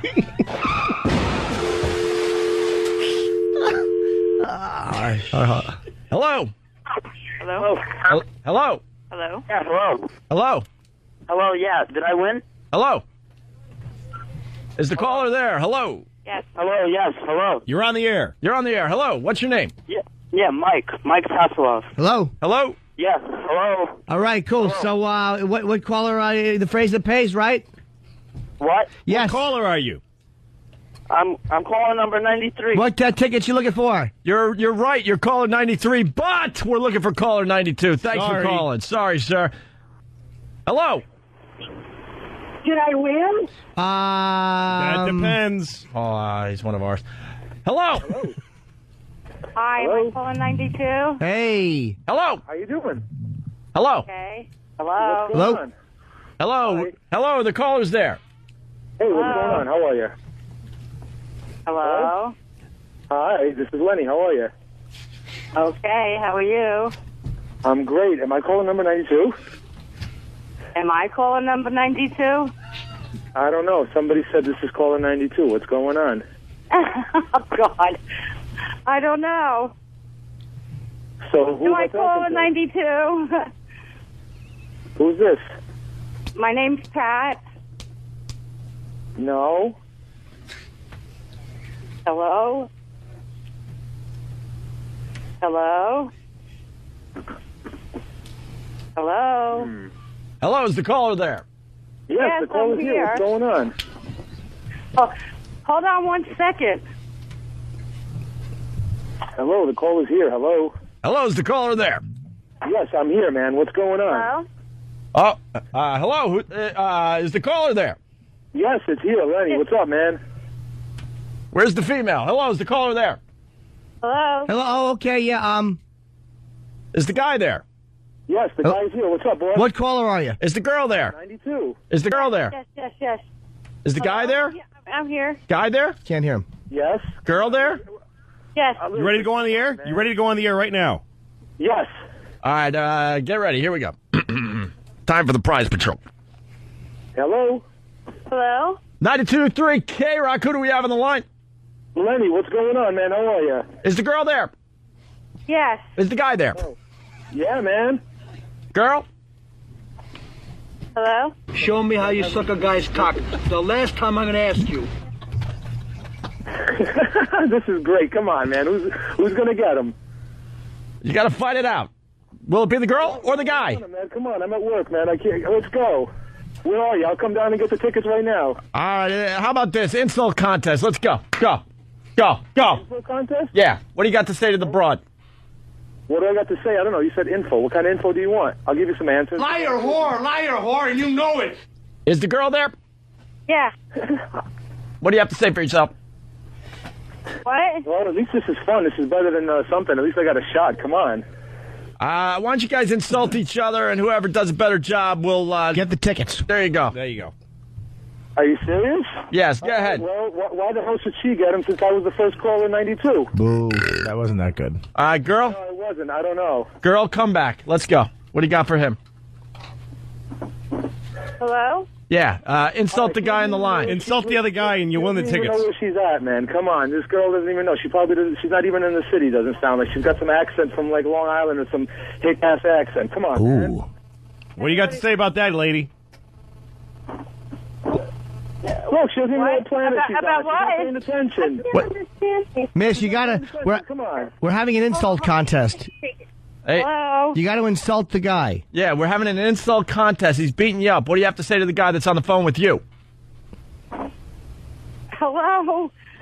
Hey. There's nothing to say. Come on. She doesn't even know where she's at. You guys got to give it up. Hey, Come Rock, on. I just want this, please. Hey, girl. Yes. You have to insult the other guy, and if you say something mean, you win, twat. You win the contest and the tickets. Yes. You're on the air right now, you fucking retard. No, come on. You're on the I'm not fucking on the radio, air. you Am I on the air? fucking stupid cunt. Here's a fucking retard. Sorry, I'm ruining it. They still think they're on the radio. Doing? You're on the radio, miss. You have to insult the guy, and you're not insulting him. You're just being the silly hole that you've always been. Whoever does the best insult, you two shitheads, wins. That's right. Wipe your ass with a baby wipe and hold it up. If it's got a log on it, you win fucking tickets, and Slash will shit in your mouth. Come on. Come on, you guys. We're telling you, what do you want to hear? That's right. I Guess the phrase that pays, and Ted Nugent will kick you in the cunt.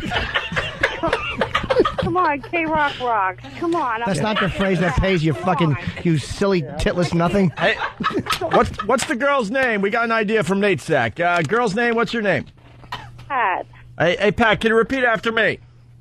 I suck cock for K-Rock. I sucked what for K-Rock? No, I suck cock for K-Rock. You hear perfectly except for the word cock. Put that on Dumb the reach. radio. What?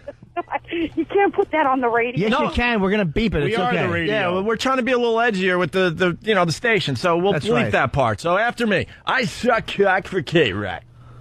I suck what for K-Rock? Again, perfect hold pitch on. hearing. Hear except me. for the thing that's constantly in her mouth. I'm a professional DJ. Repeat after me. Are you ready? Okay. All right, here we go. I suck cock for K-Rock. I suck cocks for K-Rock. Wow. You're Wow. bad. You're Now, bad. sir, it's your My turn. daughter-in-law All right, hold on. Now that- wait a minute. Let's let the other guy get an Now opportunity. the guy here. has to say it. What's your guy? What's your name, sir? You talking to me now, son? Yeah. Yeah. What's your name? My name is Lenny, man. You ever suck a guy's cock? I'm getting some laughs out of you guys. I'm not getting some tickets, obviously, but at least this is entertaining. Well, Lenny, why don't we do this? Why don't you repeat after me, okay? I suck cock for K-Rock. I refuse to say that, man. Hell no. You don't want the tickets then. I want them. Hold on, you silly hole. We're talking to Lenny. Pat's going to get the tickets unless you say the phrase, Lenny. I'm not saying that phrase. I'll say We've got- other phrases at that. I don't go that All right, how about We've got tickets. We've got backstage passes. We also got a limo to and from the show. And your mother's cunt in a box. Exactly, boss. Exactly. Yeah. And then we're going to fuck you with a broomstick. or a broom, or if we have a broom, we'll use that. The fuck is that? BRUM? We have broom. All right, we obviously got a problem here. We got two winners on the line. We can only give it to one. All right, let's give these. How about we have a masturbation contest? First person to come wins the tickets. What do you say, guys? Come on. I said what you wanted me to say. I should win. She feels dirty now. Yeah, she does. Do you feel a little dirty? I hope some of this makes it on the radio at least. This is not bad. All right, whoever's... My husband and my son would kill me if this makes it on the radio. No, you shouldn't have said it then, you fucking titless junk. Who am I? Exactly. Sonny Boy's going to know you suck cock for K-Rock. What do you think of them apples? Hi, I hope you enjoy Velvet Revolver, Sonny. I fucking drank a set of seeds for it. That's right. That's right. Set seeds? Yeah. Oh my god! Oh my god! You guys are nuts. Yeah. What's your favorite radio show in all of New York City? 92.3 K-Rock. That's a station, you stupid twat. We're talking about a radio what show. show? What show? The Opie and Anthony show. All right, now it is. Fuck you. Sucker, you sucker. Fuck off. Fucking You fucking useless sellout. piece of crap. Christ, why does everyone like them? Here's what you win. Tom Petty's going to staple your pussy lips. All right, hey, what's your name, Pat? Is that board over there? All right, listen, we're going to put you both on hold, and we're going to try to do something with you, all right? Just hold on. We'll be right back. Hold on the line. Do not hang up. We're gonna pick one to give the tickets to. Or we might give them to both of you. Yeah, maybe we'll give both. That's a good idea. All right, just put them on hold. What's your favorite station to suck cock to? Oh God. That's where you have to say the call letters. All right, ready? We're rolling tape. Here we go. Rolling tape. What's your favorite station to suck cock to? K-Rock. Still trying. Damn. I don't All right, hold on the line. Hold on the line. There they go. All right. .com. Oh, they're in commercials over there. God.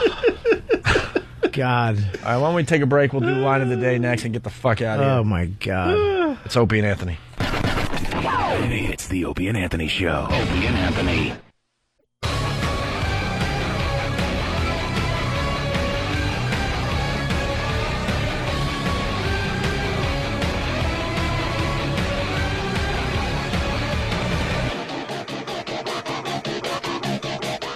All right.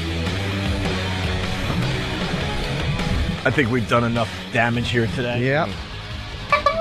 We didn't even get to talk about Brittany being a lesbo. Is she a lesbian? No. She looked a puss. Yeah, there's going to be an article How do you think coming she out got pregnant? in OK Magazine. Sure, somebody fucking spilled a load into her by accident. They walked by and tripped with a beaker of it. She kept it. A beaker. At least 15 women in her life. Porn stars coming forward. She supposedly hit on Jenna Jameson. So what? Also, Tara Patrick has a story or two, supposedly. Ooh. And anonymous former employee has sources. I wonder if Brittany broke wind in Tara's face, or Tara broke wind. That's my fantasy. Yeah. See Brittany. I love that people are acting like that's ripping her down from some great, like she's the president. Yeah, she ate a pussy. Ooh. Oh, that whore ate a pussy. I'll never not buy her music again. No one's gonna be buying anything she puts out from this day forth, like it cares, like it matters. I mean, all right, let's do line of the day. I agree. We used up all the energy in that last 10 minutes. I like this seat, by the way. Yeah.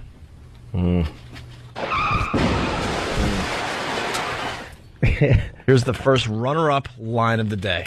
I still have my wristbands from when my daughters were born, so I can go steal babies. Why not? Fuck them and eat them. Why didn't that win? This should be number one. But that just happened, you lazy fucks. 10 seconds ago. Why does the line of the day always happen the last 5 minutes of the show? What did you say? Than's fucking calling you stupid. No, it's a great line, but I'm very suspicious when the line of the day or runner-up line of the day comes from the last 5 minutes of the show. That's all. May I borrow this, Bob? Sorry. It's actually more difficult to throw this together at the last minute. Ooh. Yeah. All right, then. Why? And who's going to argue with him? He can knock your teeth out with one spin with his fucking cock. kick. Fucking Kung Fu With Leroy. his fucking long, smooth cock. And his doll eyes. With some fucking bumps at the base. Here's another runner-up line of the day. Right. 63, and then all those zeros, and then it says in print $1 billion. So he wants that. But he wants it backed by gold and silver, delivered via UPS. What is he, a Bond villain? Yes. United States Postal Service to the... Fuck, I stepped over it. It's great line. Damn it! Try harder. Note to self. Take away a star. It'd be funny if the next runner-up was what you just said. And I write it down. Listen better. See, I gotta do it. Listen better. All right, very good line from Anthony, who hopefully will be back tomorrow. Yeah, sure, yeah. So he's picking his girl up. She's okay. And then we got Washington live show Friday. Washington. Lots of things going on for the Washington. Oh yeah, let's say the exit. We're having the car crash comedy. It's going to be played actually on Free FM, or whatever the fucking terrestrial thing is down there. So come down for car crash comedy. You get to go up and do. You have to email our own gay Sam. It's sam@foundrymusic.com.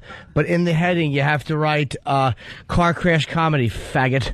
And that's how he knows to take you seriously. Otherwise, he won't even read it. He won't even know what... Look, he literally doesn't understand things that aren't addressed. It's a great concept we did in Philly, man. These guys, they none of them have been on radio to begin with. They do it in front of like about 20 and listeners. So they tell jokes? Or so the pressure's on, and then we sit there, and if we don't like a joke, we car crash them. They get 3 car crashes, and then they're out. Oh, that's pretty It's a great concept, And it's in front of the whole audience? The big audience? No, it was in front of like 25 people of listeners. The show. But what they're going to get to... No, they're in there watching. It's like a room like this with people. Just imagine this room with 25 people, and you're a guy that's never really done radio, but you think you're funny. You step up to the mic and try to tell jokes as everyone's just staring at you. 3 crashes. Try to last as long as you can. Great. It's either, 2 minutes or 3 crashes. Right. And the winner will get to go on the Traveling Virus show and perform in front of a bunch of people. So they're all comics, but they're new comics. They're young comics. So a guy will get to go up and perform in front of 10,000 people. And I got to call Kid Chris because the guy that won Car Crash Comedy in Philly wants out. I know. He doesn't want to do the show? He's scared. He's panicking. The kid, he's old. Guys, he's 56. He's up there. And he's afraid to work for 10,000 people. Yeah, but he's funny. He's funny. He's 4'8". Yeah. About. He's diminutive. He's what? Diminutive. He's like a little. He's like a little thing. Little fella. He's a rapeable Pejoria He's a wee man. fella. A wee fella. He's a wee one. Before we get to line of the day, Robert, thank you for some great radio today. Oh, sometimes so. What the fuck? I don't know, dude. I was thinking about some other shit. Were you? I was just thinking about something. No, you weren't sure if I was serious or not, but you gave us great radio again today. Right. RobertKellyLive.com for whatever the fuck you're doing. Yo, awesome. And for me, you can go to my page. Buy Happy Endings because I'm selling it if you want to. Sell it on your page. Still on the bestseller list. All right. Thanks for my copy. It's time for your. You don't have a copy? No. Fuck you. It's time for Fuck you. It's time for your. It's time for your line of the day. Line of the day. Here the day, line of the day.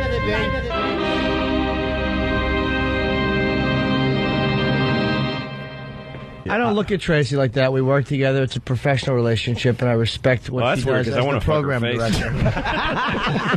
Kennedy. Yeah, that's pretty good. Louis C.K., line of the day. And Louis got a big tour he's doing. It's called Chewed Up. Chewed Up. Coming to Kansas City and Madison, Wisconsin, and all sorts of all the hot spots. Oh, yes. Every San shitbox Diego. city you live in, Louis will be in. I'll be there. And please buy Shameless, my DVD on Amazon. Because Louis wants to do another fucking special, so come out and watch him special. perform. Come watch it. Yeah. Drew Boogie's been just sitting there minding his own business. Drew, we're going to play your You Need to Be Corrected thing. That could be like a real song, you know that. And you did it with Chemistry, right? Yes. No, I know it's a real song, but I mean something that you can maybe almost farm out to real radio stations, not this crap. Like stations that would play music. Yeah. If they're into playing all the references from this show, yes. I know, but it goes past that. There's something about it. It's cool. I've not had it. You haven't heard? We're going to end the show with it. What else you got going on, Drew? That's it. Other than that, I'll be back with some other remix. Here's Drew Boogie. See you tomorrow. Bye. Yo, it's Cam. I'm with my man Drew Boogie and Stacey J. Yo, we don't want for a play. For yellow trees, let me hear you say. When your hand doesn't allow, let me hear you say. If you just get infected, let me hear you say. You have to be corrected, let me hear you say. Wanna know what's the light of the day? On Monday, Thursday, Tuesday, Sunday. Had a way of getting freaky fresh. You don't talk to a man like Jimmy like that. If you want a monster, ain't listen. It's out of the question, out of the question. The boys are being put on blast. Cause when Mighty Horse rocks, he rocks that fat ass. If you're looking for yellow trees, let me hear you say. When your hand doesn't allow, let me hear you say. Infected, let me hear you say. You have to be corrected, let me hear you say. Chemistry. Sleep in a puddle of AIDS. I'm angry, I'll bite you, you're awful. You stink and I don't like you, so punch out. Die in a fire, you hacks. You a size 14 with diamonds in your back. I got more game than all the way, man. You're gonna be okay. You were never to blame. My name is Cam and I approve of this message. Learn your lesson. You need to be corrected. Looking for yellow trees, let me hear you say. When your health doesn't allow, let me hear you say. If you just been infected, let me hear you say. You have to be corrected, let me hear you say.